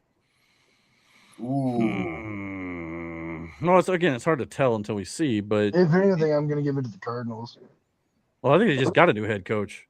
I That think. doesn't stop other teams from doing it in the past. You know what? Oh. Cleveland. Didn't the Giants think fire their Yeah. new head coach mid-season last year? That would be a very Cleveland move to make. That- I mean, what other options do you have? Like, Uh, listen, this the Deshaun Watson fucking thing is. Mhm. They paid way too fucking much. Well, and that's why it's like it's not even the coach's fault in Cleveland. It's far more bigger problems. That no, has been- it's the front office is the problem with Cleveland. Yeah. So I don't know. I mean, I don't know. It's a good question, Matt. I'd have to think about that one a little more. There's a lot of new coaches, new places, so they're not going to fire them usually right away. But I don't know. Depending on how bad they are. Because yeah. I'm pretty sure the Giants did that one year not too long ago. Mhm, Like 6 mhm. games into the season, they're like, "Yeah, you're done. Bye." Yeah. Giants ain't doing that this year. They got John Jets, Harbaugh. if the Jets do what Mhm. they did last year, Aaron Mhm. Glenn's out of there, I would assume. Yeah, probably. Surprised after having no interceptions all year, he wasn't The out there Jets anyway. may not be the Jets you think they were last year. Oh, hopefully they're about better. that, But man. good It's lord, Jets. can't get much lower. That's Yeah, for but darn you sure. can't get any No, worse. I the guess if we're gonna go Giants, for you improvement. can. Well, we've been talking about the worst team. Who would, if you had to choose, since we're on the road to Super Bowl 61 now, who's your early bet? Maybe it's Miami. Look at the color scheme. LA Rams. Brother, if the Dolphins, that would be hilarious. No chance. No There's chance. no way in hell the Dolphins are making. Maybe it. that's why they They're- chose this color scheme, Yeah. because they knew there's no way that little theory would Nah, continue with if that. anything, we're definitely getting the Rams. Well, that's a good Rams. possibility. I mean, I could see the Patriots being in the mix again with AJ Brown being added. The Buffalo Bills are Seattle going to be still's there. got a shot. Rams. I'm not too Not so keen hyped on up AJ Brown. Okay. Pats making it back. Okay. Well, and that's hard to do. It really is. Well, that too. Like it is a very hard thing to do, and with New England still being a youngish team, Mhm. I don't care. Our coach is Mike Vrabel. Well, and I don't know if you want to make any other little predictions here to kind of do it or not, but I'll give you one. Most underrated could, you know how usually every year there's a team that goes from nothing to something every year. I think it's going to be the Giants this year. I think the Giants are going to take a big leap forward. Depends on if Dart and Yeah, if that I'll say with a caveat. If Healthy Scatterboo and healthy. Neighbors and Dart can all stay healthy, they'll be good. Because But I mean they then- got fucking John Harbaugh now. plus they got Darnell Mooney there. They got Isaiah Likely still there. They had a good tight end last year before Likely, so they've got weapons and options. I don't know how about the Also, defensive didn't look. they just re-sign OBJ too? I Am I- believe I believe fever dream so. on that. I thought No, he I think re-signed you're at the end right. of the I season. think you're right. Yeah, I don't know Yeah. what he's got left, but yeah, I'm They pretty sure he needed did. somebody So I mean, to cut in preseason, and that's yeah, going to be John OBJ. Harbaugh and Yeah, they signed him back. OBJ with Dart who can. If OBJ is Dart. even a half of what he once was, he'll be worth the pickup. You know, Yeah, so that's the Scott's Giants could everybody. be interesting to watch. This Now year. their offense, but the defense could be another story until John Harbaugh gets a few years under his belt there. But we'll see. That's just John my. was never a. He was more special teams. Good team He'll that pick good up team his- that could go bad. What about a good team that could go the opposite direction? I'll give you one. The Seattle? Indianapolis Colts. Well, the Colts were Hmm. bad before last year. That's not the same thing. I would say Seattle. Yeah, Yeah, Seattle. I can see them. I They always think getting back. They lost a lot of good players from that Super Bowl team, which is of norm, kind of, but I could see the Niners maybe being an option there, going bad, potentially. yeah, again, that's all we'll injury see. related. Yeah, mostly. I wouldn't even say injury. It's more that damn substation they're next to. For sure. Dude, but at this point, that's no Yeah. longer a theory. That's kind of becoming a fact at this point. That substation is doing some weird voodoo type shit over there. Right. Because you weren't even in preseason yet, and you have like 20% of your roster on the injured list. What the hell? Exactly. Like what? Who did Danhausen curse the 49ers at one point didn't tell anyone. Now, I think 2 years ago, and no one said a shit about it. Very nice, very evil. I actually I'm think sorry, this is some Danhausen curse level shit. teams did. I think Danhausen actually uncursed a few NFL teams the other day. Oh Lord. I want to see if I can see who they are, so we can kind of keep an eye on them here. Was the Browns? Danhausen's curse. Okay, so WWE star Danhausen targeted the Kansas City Chiefs, who he dubbed the Taylor Swift team. He said with the trademark social media, he cursed them. So we'll see if he did curse. I don't know. Did he curse them this year or last year? I don't know. It just says because if it was last year, that would explain Mahomes' ACL. I'm guessing this year because all these are recent. As for uncursed, he jokingly selected the Green Bay Packers, the Las Vegas Raiders, and the Dallas Cowboys. No! Following earlier fan requests, he then targeted Buffalo Bills and the New England Patriots to be cursed. What the hell did Buffalo do? I don't know. Buffalo is like beyond cursed. The New England Patriots getting cursed because you know what? Fine, fair enough. What the fuck did Buffalo do? It's the Jets division, baby. Can you imagine? Can you imagine if the Jets won? Like, it ain't gonna be Miami. I'll tell you that. If the Jets went to the Super Bowl. Oh, dude, that'd be something. And Slar's said Cowboys all the way, baby. So all right, calm down. I mean, we know Danhausen curses are good. His uncurses, time will tell. But Cowboys, Packers, and Raiders. I don't know. He uncursed after cursing the Knicks. He uncursed him, and we saw what happened there. That's true. World title, baby. So we'll see. All right, guys. I think that'll do it for sports and all the stuff that we're going to talk about here on YouTube and X. Apparently, because Facebook's too cool to play with us. But anyway, not letting it go. Wow. Too uncool to play. Yeah, uncool not to play cool with us. enough for it. But anyway, we're about ready to switch over to our Rumble X exclusive Dragon's Den After Dark. So for those of you who are watching on YouTube, we're going to be taking off, and we'll see you guys again next week for episode number 102 of the Dragon's Den podcast. But for those of you who are watching on Rumble, and if you're not, why wouldn't you? Rumble's a great platform. Go subscribe to us over there. Follow us, and you can get the entire show every single week. Also, our Dragon's Den After Dark on Saturdays as well. So we're going to switch over there, and we'll be back in about 5 minutes. So we're going to see you in just a few. We'll see you in a minute. All right, guys. See you in a little while.